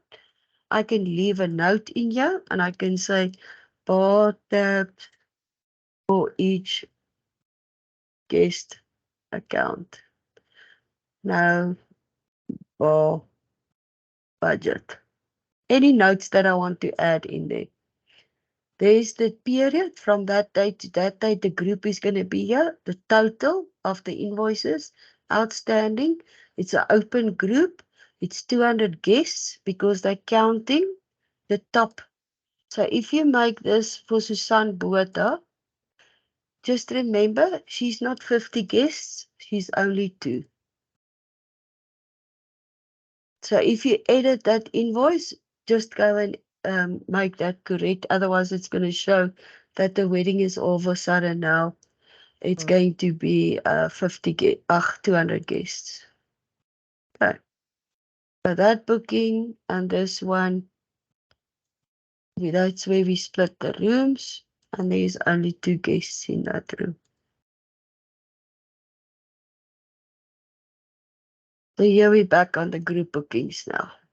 Okay. We've edited all of those. And there's the group booking. And all these colors applies again.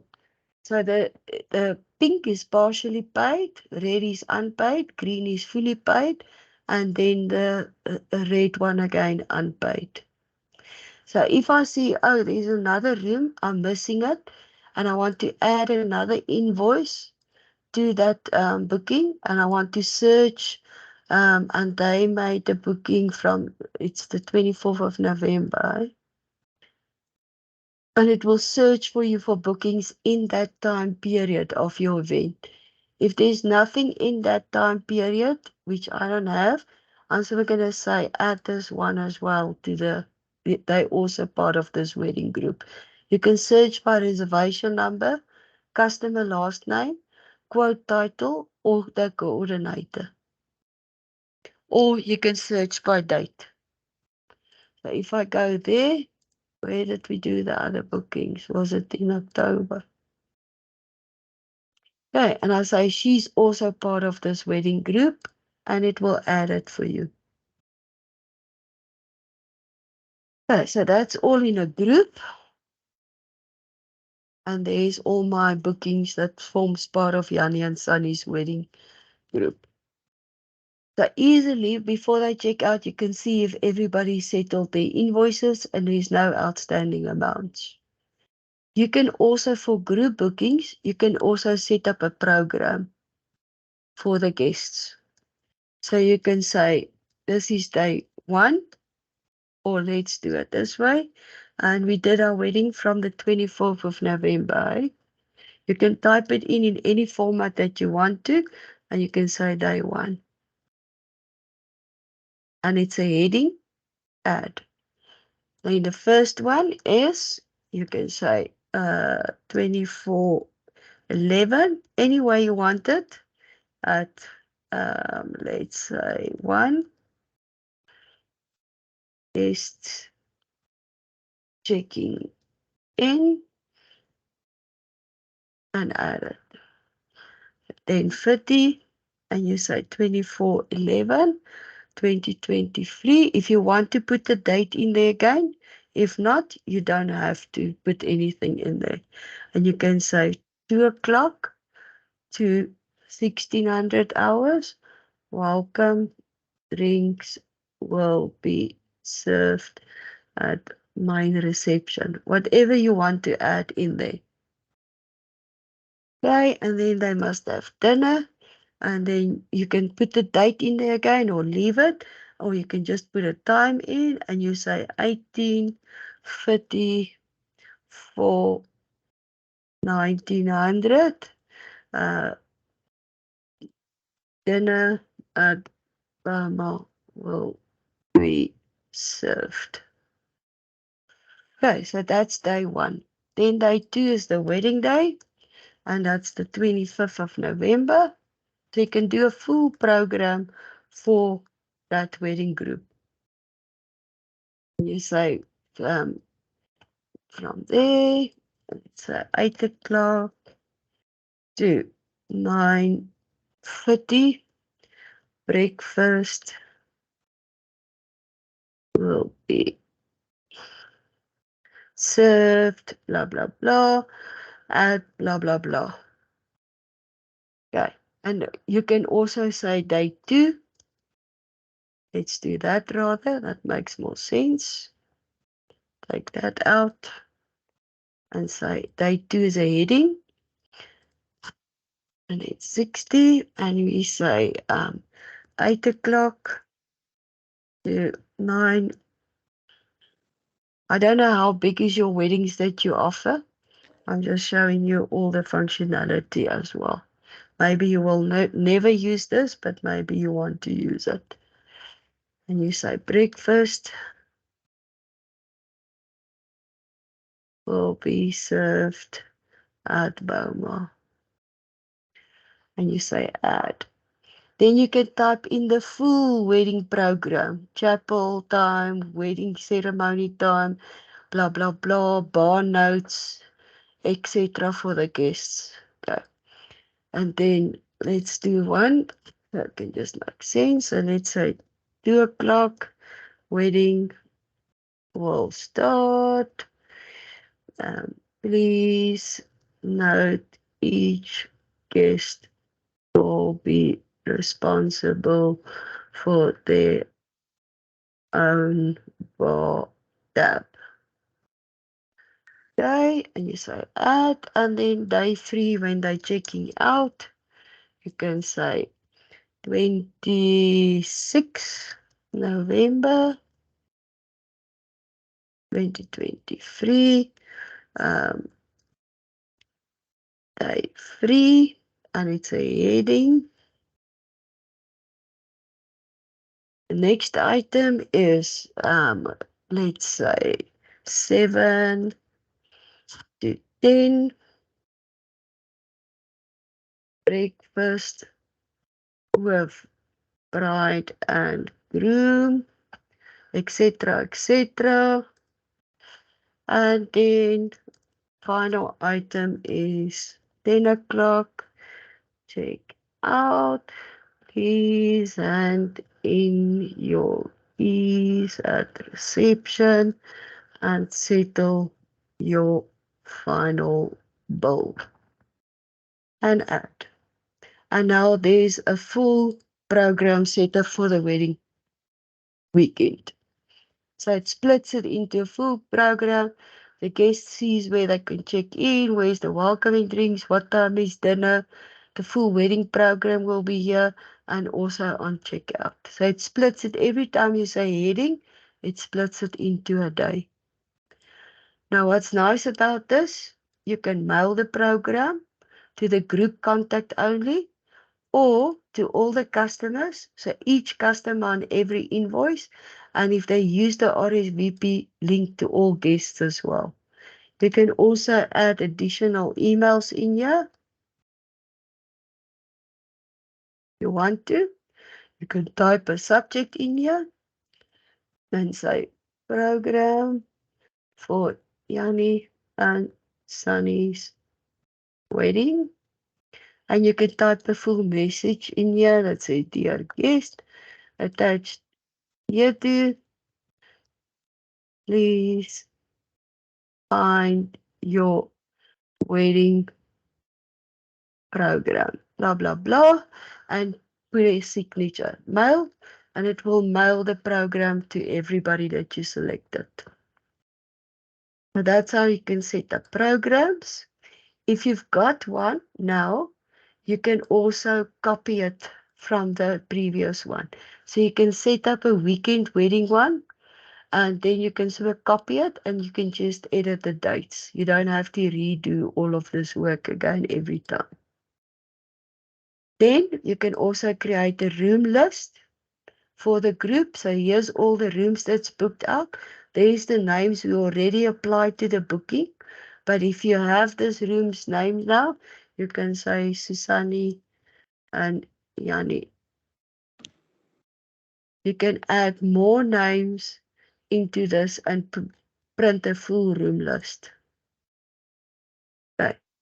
So you can create a room list, you can print a room list, and you can also mail the room list or export it to Excel. And you can see who's sleeping in what room. It's an important one. Yeah, very important. Okay, so all your guest names, finally when she gives you a room list, you can add it in here and you can print the list at the end or export it to Excel. Okay, then you can also send everybody messages. So I want to message the group contact, which is this lady here. I include all the customers, everybody with an invoice, and everybody that used the RSVP link maybe. I want to email them, and other emails I want to include is this one. And if you want to add more than one, you use the semicolon, no spaces, and you can add more emails in there. Okay, and your subject is, please note we have road works, blah, blah, blah, or load shedding schedules, or anything that changed, or we will not be able to offer river cruises for the weekend due to blah, blah, blah. And you can type up a full message for them and you can mail all of them at once. The space in here somewhere. Oh, okay, no, I didn't use that. No. What did I type wrong here?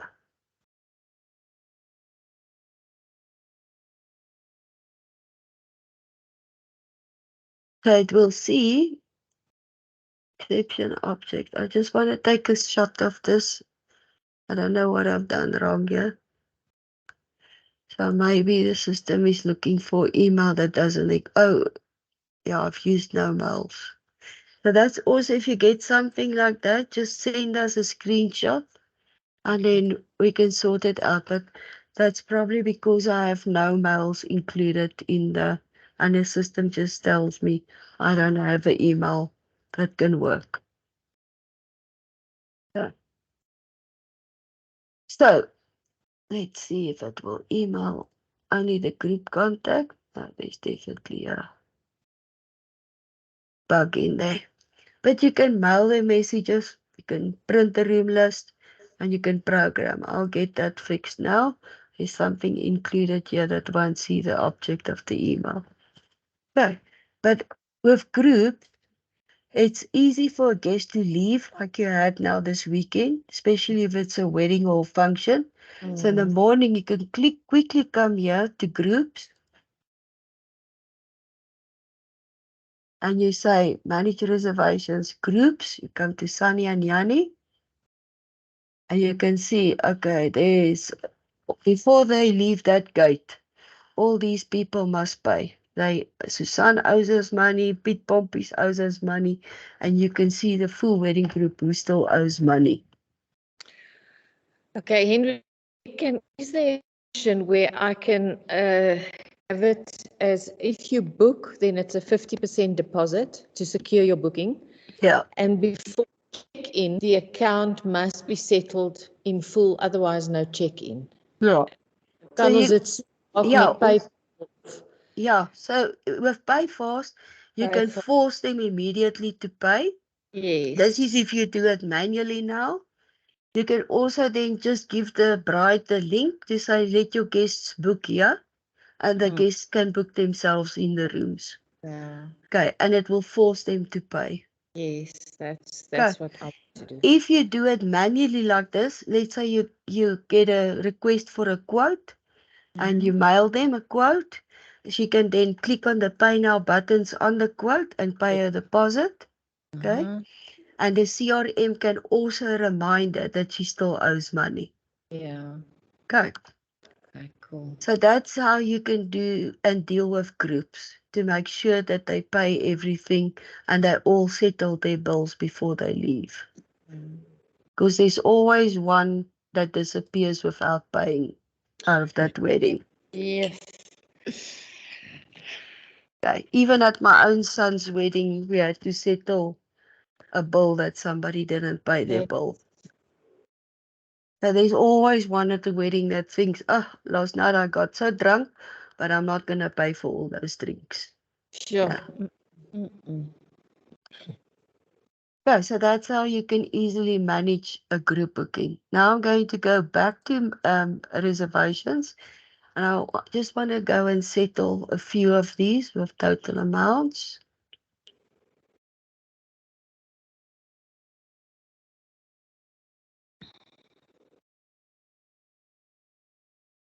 Okay, so you'll see there's green ones, and the green ones means fully paid, pink is partially paid, etc.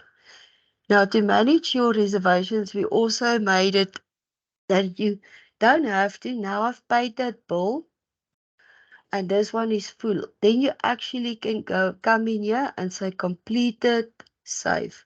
So without doing all that effort, we've added to mass complete bookings. So you don't have to go and do one by one by one.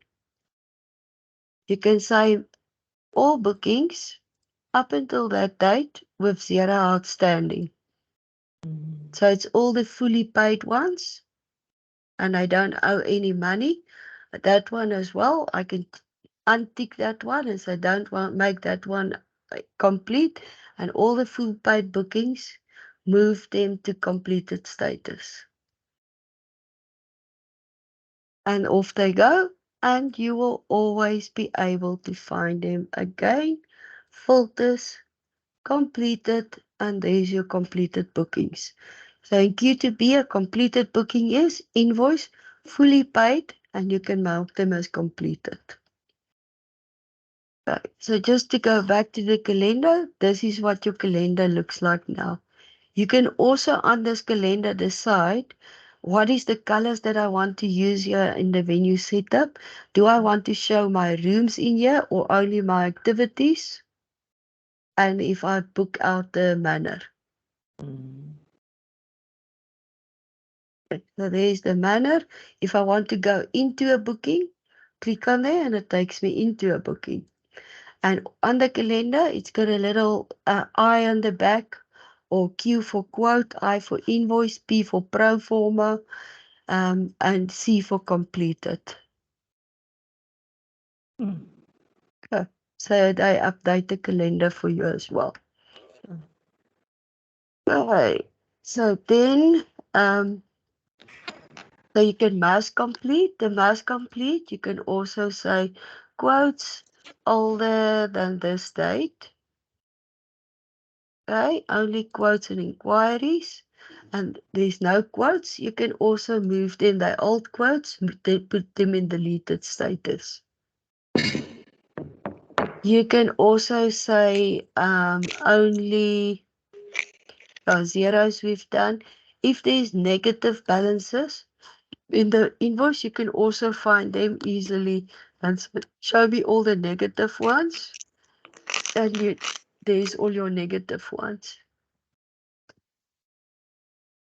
Okay, they still have outstanding amounts, but you don't want to move them or do something to them.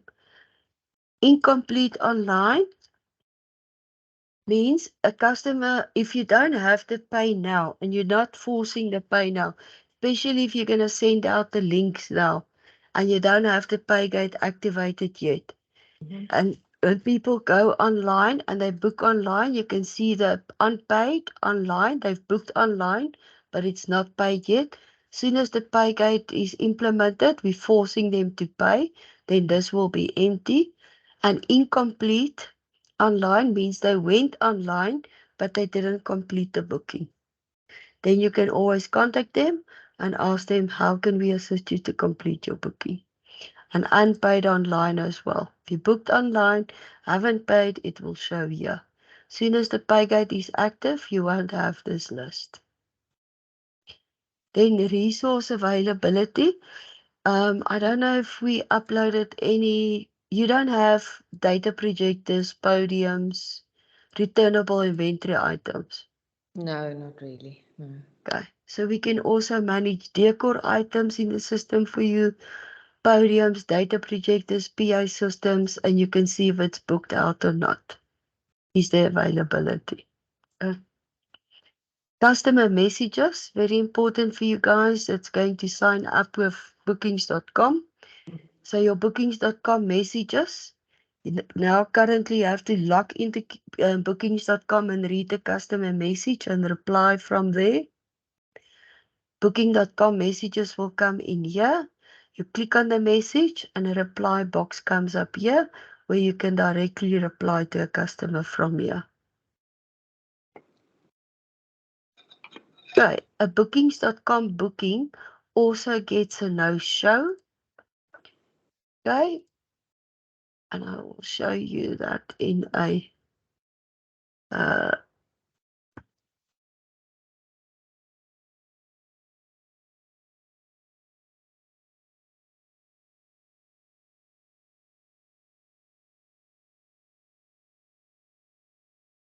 bookings.com booking will come in like this.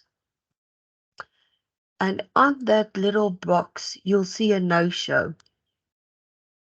So if the customer from bookings.com don't come in and they don't check in, click on the no-show and it will notify bookings.com that it's a no-show. Okay. Because if you don't report a no-show, they will still charge you commission. So you guys know that. So on bookings.com, you have to log in now and then report it. You don't have to have Q2B. You can just come and click here and it will report to bookings.com that it's a no-show. Okay. Henriette, must I sign up with booking.com now? Yeah, you Okay. have to have a profile and Okay. then you link up your profile with bookings.com. Expedia, I'll show you now the ones that we have directly. You have to open a profile with bookings.com. Then we'll come and connect you here. So you follow those steps that I've sent to you. Then, and you say, they will ask you there, who's your channel manager? You select Q2B. We get a notification, this is your venue, and we'll map your rooms. We've got Expedia, Agoda, and Booking.com, and Eres gets the Lekker Slaap, Travel Ground, Every Stay, and all those bookings. Okay. But you have to have your own, you have to create your own profile for your property. Okay. Okay. Under our website, we also explain it there. So there's your channel managers. And these are the ones falling under Expedia. So if you want to get bookings from hotels.com, you only have to sign up with Expedia. Okay. You don't have to sign up with each one of them separately. Bookings.com. And then there's all the HDI channels. So if you want to, if you don't have a profile with every stay, you have to create a profile for your property for every stay. And that will be linked to your Eres HDI. Then we push availability to HDI and they push it towards that OTAs. So, het jy al enige profiele, Sanet? Ek het by Airbnb en Lekker Slaap. En dan het ek nou met Avenant genegotiate van HTI. Maar nou moet ek, sal hy my nou op daai goed link of?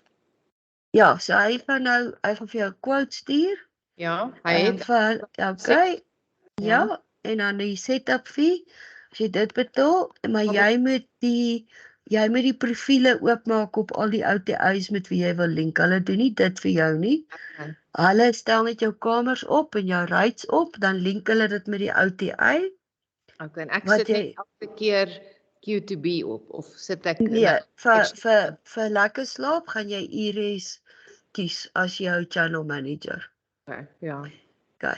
Vir bookings.com as jy direk deur ons dit doen in Expedia, dan kies jy Q2B. Party van hulle noem ons quote to book. Okay. Want ons Q2B staan vir quote to book. Okay. Maar doen met bookings.com want ek kan vir jou nou sê op ons server meer as 85% van bookings kom van booking.com af. Okay. Op die OTA's. Lekker Slaap is 0.001%. Okay. So dis hoe min bookings jy van hulle. Bookings.com is die mees besigste booking portal. Jy probeer jou profiel by hulle create so gou as moontlik. Okay, so that's managing all your reservations and you can also manage your groups from here. Now you don't have a check-in, check-out setup, so I'm going to show you these on your system and then I'll jump to the accommodation check-in on my demo site. Just to show you what you can do on Q2B. So on yours, the check-in, check-out report, you can pull it for any dates. You can use only tomorrow or various dates. You say, I want to see who's checking in, who's staying over. You can also say check out on the same report or pull a different report for checkout.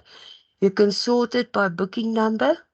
Location is room name, customer last name, or sort it by date. Include value is the total value of the invoice. Include outstanding in the report. Include the email. Include the telephone number. If it's a company, the company name, internal note, or show notes. Anything that you want on your report. And that's everybody checking in from the 29th to the 1st of November. Okay, I can then select this button on the top here. I can say action, email. I can email all these guests. They're all blind copied, and I can email them manually if I want to. Or I can print the report in PDF, or I can take it to Excel. Okay, so that's everybody checking in over the weekend, that weekend on the 29th. The checkout report, I can pull the same, and I say I want a checkout report from today to that day, apply on screen, and I can see the checkout. Who's checking out? So checkout, I always say to the users, always say include outstanding amount. Then the report will show you if they still owe you money. Okay, all our tickets for event tickets have a QR code. This ticket scanner is already built into Q2B. Any device with a camera, any phone, you can log in and you can use the device camera to scan the ticket and redeem the ticket. Housekeeping report you will probably use now. So if I want to see what is my housekeeping on that day, I can go to the future. I can go to the uh, current date, tomorrow, or into the future, and I can see who's coming in, who's going out, and who's staying over, so the housekeeper knows how to clean the rooms. Okay, I can also include the internal notes. Okay, an internal note will be where Sunny said her husband likes soft pillows. Okay, so if I include those notes, if I include that where Sunny said her husband likes soft pillows, it will show on this list as well. Okay. Then you're not going to use gate control. No. Okay. So let me go to my demo again and show you the check-in app, because we didn't set up a check-in app for you, but I can do a basic one if you want to. Yes, please.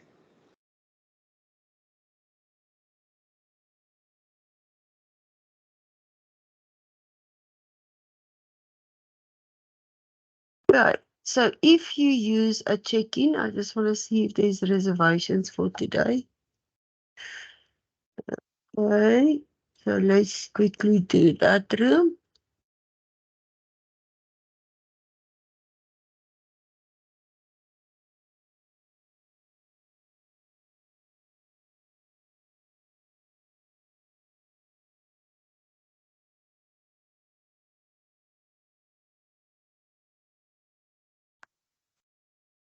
So the check-in works like this. We set up questions for you, your logo, your photos at the back. It's all your branding. A guest arrives there and we offer a QR code, which you can just have at your venue. They scan with their own device. They scan the QR code and they will land at this page. And the QR code looks like this. So it's easier for venues like yourselves to just have this QR code laminated. Guest comes there and they scan it with their own device and then they go to the check-in app. Okay. Okay. And then they click on their name and then they check in. And we can set it up with the basics. If you want to ask gender, we can add it. Date of birth. So this is where they will capture their date of birth. Then Q2B can also send them a happy birthday. And then you can ask them any questions. Would you like to add maybe wood to your stay? And I say yes. They can select how many bags. And then you can go and deliver it at the cottage. Okay. Mine is now set up for breakfast. What breakfast do I want? Here's my indemnity. They can see my indemnity. No papers, no printing, no nothing. They can take a photo of their ID or license card. They can sign. And you can ask them, how did you find out about us? Where did you find out about us? Blah, blah, blah. Any questions that you want to add in the check-in app. The check-in app can take photos. It can take signatures. It can say I agree or don't agree. So now you can see one out of the 2 guests checked in. Okay, so now the person that sleeps with me in that room comes in and he completes it. And he says, my number is this. My email is this.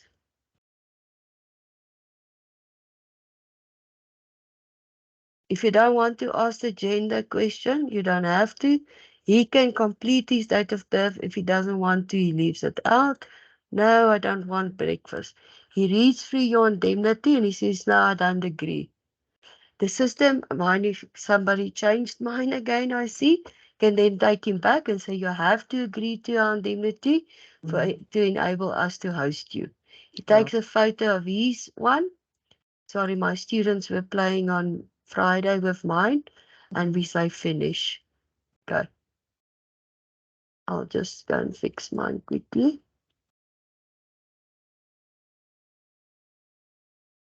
So they can take them back and say you have to agree, and then they go back and they have to sign the check-in app. Okay. So you can see the questionnaire can ask multiple questions and you can inactivate or deactivate. So 200, where is my indemnity? I don't agree. 200. False. Okay. You can see they played around a bit with it.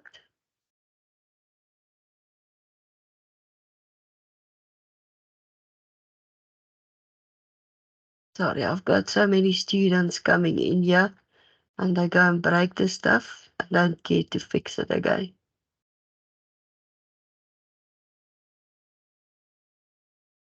Okay, so the check-in app, Sonette, we can put the basics in there for you if you want to. Yes, please. And just start off and later on you say, I want to add another question where we ask them, where do you come from? How did you find out about us? We can do that for you as well. Okay. We also offer a check-in app for the activities.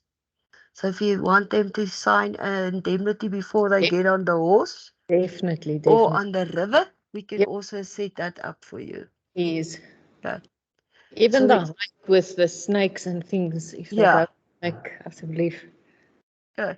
So we can also set up an activity one for you with indemnity.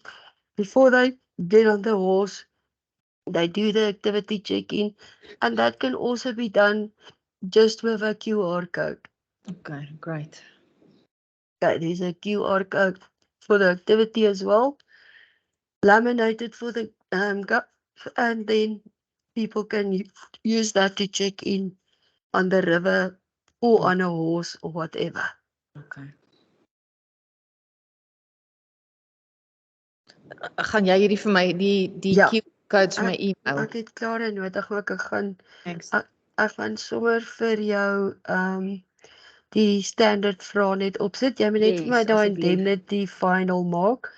Dan standaard check-in apps gaan ek vir jou net laai. Okay. Wil jy 'n foto hê van hulle ID of wil jy net hulle ID nommer invul? 'n foto is beter. Ja. I think Ek sê ek want hulle kan enigiets daar intik. As jy foto het, is dit meer valid. So dit is dan, that's your check-in apps. Then I've added your breakfast to an add-on extra if they book online.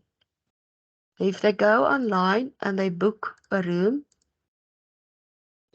and they select that room, they can now add breakfast. Full farm breakfast per person per day. Nou Henriette, ons probleem is ons moet vooraf nogal lank voor die tyd weet wie wil breakfast hê omdat ons so ver uit die stad bly met ons vars yoghurts en vrugtesappe. Ja. So ek moet ten minste 3 dae se notice hê voor Fantasties. voor breakfast. Ja. So kyk, as ek nou hierso sê, Ek wil 3 breakfasts sê. I'm saying I want 3 breakfasts. En 3 het. And I'm booking. Okay, and finish. So all the add-ons, you can add wood on there, ice on there, breakfast, etc. You can sell any item as an add-on extra with any booking. So you will come to your extra list. I think I called it breakfast. If I can remember correctly. Okay, and you say, I want to know from now up until next week my breakfast list and summarize it by day. And now you can see how many breakfasts do you have booked? 7. So that will help you to buy your stock up front. Okay, so you can pull this list at any time. So let's say for November, I want to see so long for the full of November. You won't be that crazy. You'll do it the week or 2 before. And you say summarize it by that days. And you can see I've got 52 breakfasts. Okay. Cool. So it summarizes it there in total. And it will also then give you the bookings where it's booked. A list. So let's say there's 10 bookings. 60 breakfasts. It will summarize it here for you, and you will have all the bookings that's making up that 60 breakfasts. And of course, you can print. And if you just, the kitchens normally have this at the venue, so that's why it's a refresh button. And I'll just keep on refreshing for the day and see how many lunches or dinners do they have to prepare. So that's why you have a refresh button in there. Okay. Right.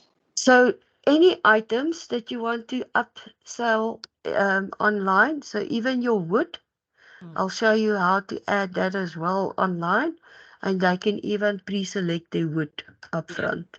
Nee, please, want dis ook iets wat ek in die stad moet aankoop. Ja, Ja, jy weet, ek het nie jy altyd. maak dit, ek gaan dit nou opsit, wil jy dit onder 'n een lysie hê, of wil jy dit die breakfast, of wil jy dit 'n extra list noem?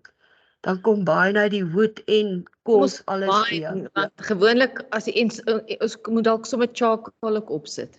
Ja, so kom ons verander hierdie breakfast lys. You're going to change the name to add on extras. Go, list. You can go and change the name later if you want to name it something else. So that's quite easy. So this is in venue admin training, but I'm going to show it to you now. So I think it's a 20 kilos that you're selling. If it's those big bags. Ja. So we say wood, 20 kilogram. Okay, and it's per bag, 100 Rand. Then you can say add it on with an online extra and put it under this list. And now it's available online. And what else was the other item that you wanted to? Charcoal. So you say charcoal per bag, and that's normally a 10. No. Is it a 10 or 8? Right, I just see here, Pick and Pay asks 64 Rand. I'm going to charge them a bit more. Yeah. Because it's now easy. Wait, let me just see. Charcoal price, 4 kilograms. 4 kilograms. 4 kilograms, I think we can charge them 70 Rand. Yeah. Yeah, because they don't have the effort to carry it all the way. And we add it to the add-on extra and with accommodation. Nice. Yeah, the ice we can. I just want to put it under consumables for you.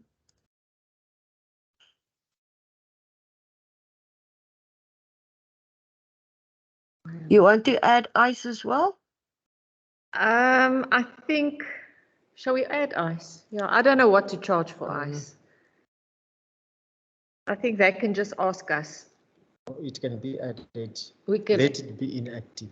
Okay, Alex, Then, speak to her. If it is possible, add it, but let it be inactive. Then if we need it in future to use it, you can just activate it. Yeah. If it's possible. Okay. Yeah. Ice per bag. And let's say 45 Rand. Or is it less? I don't know. I've got no idea. And then the firelighters we can also make. And firelighters also. Okay. But you will always be able to go and change these prices. Okay. Yeah, all right. So let's just add it for now. And I'm not making it online yet All right. All right. until you decide what's the price that you want online. What's the firelighters price now? Let's put it online. The wood, the blitz, and the charcoal. Let's put it online. Okay, and what's the price for the Let's make firelighters? the firelighters. Let's make it 35 Rand. Okay, online extras and the charcoal. Charcoal we Charcoal we make did. And the 70 ice. and The ice ice. as well.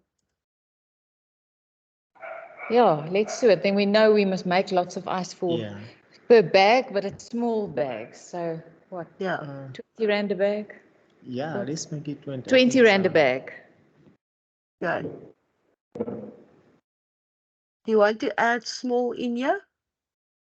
Small, yes, yeah.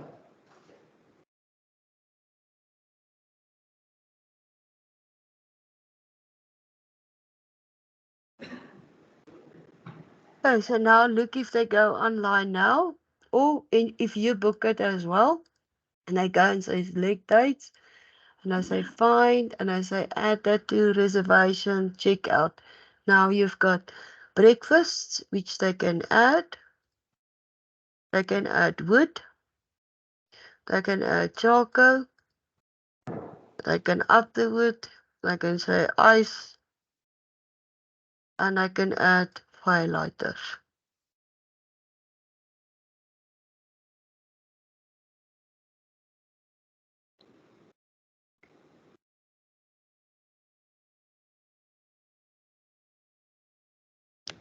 Now, if you go to your extra list, check in, check out, and you pull a report on your check-in list or extra list, and you say summarize it by day, and there's the summarizing by day.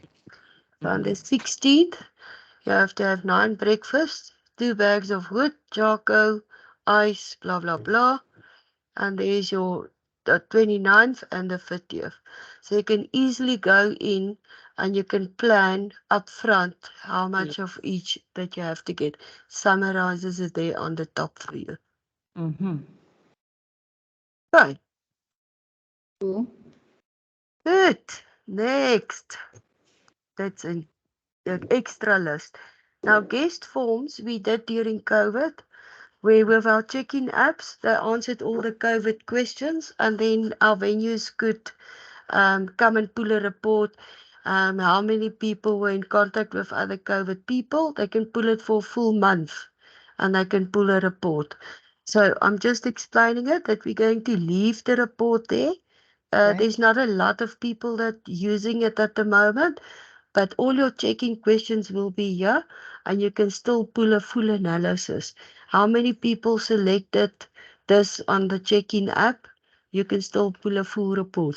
We're leaving it open. The development was done, and we never know when we're going into our next crisis again.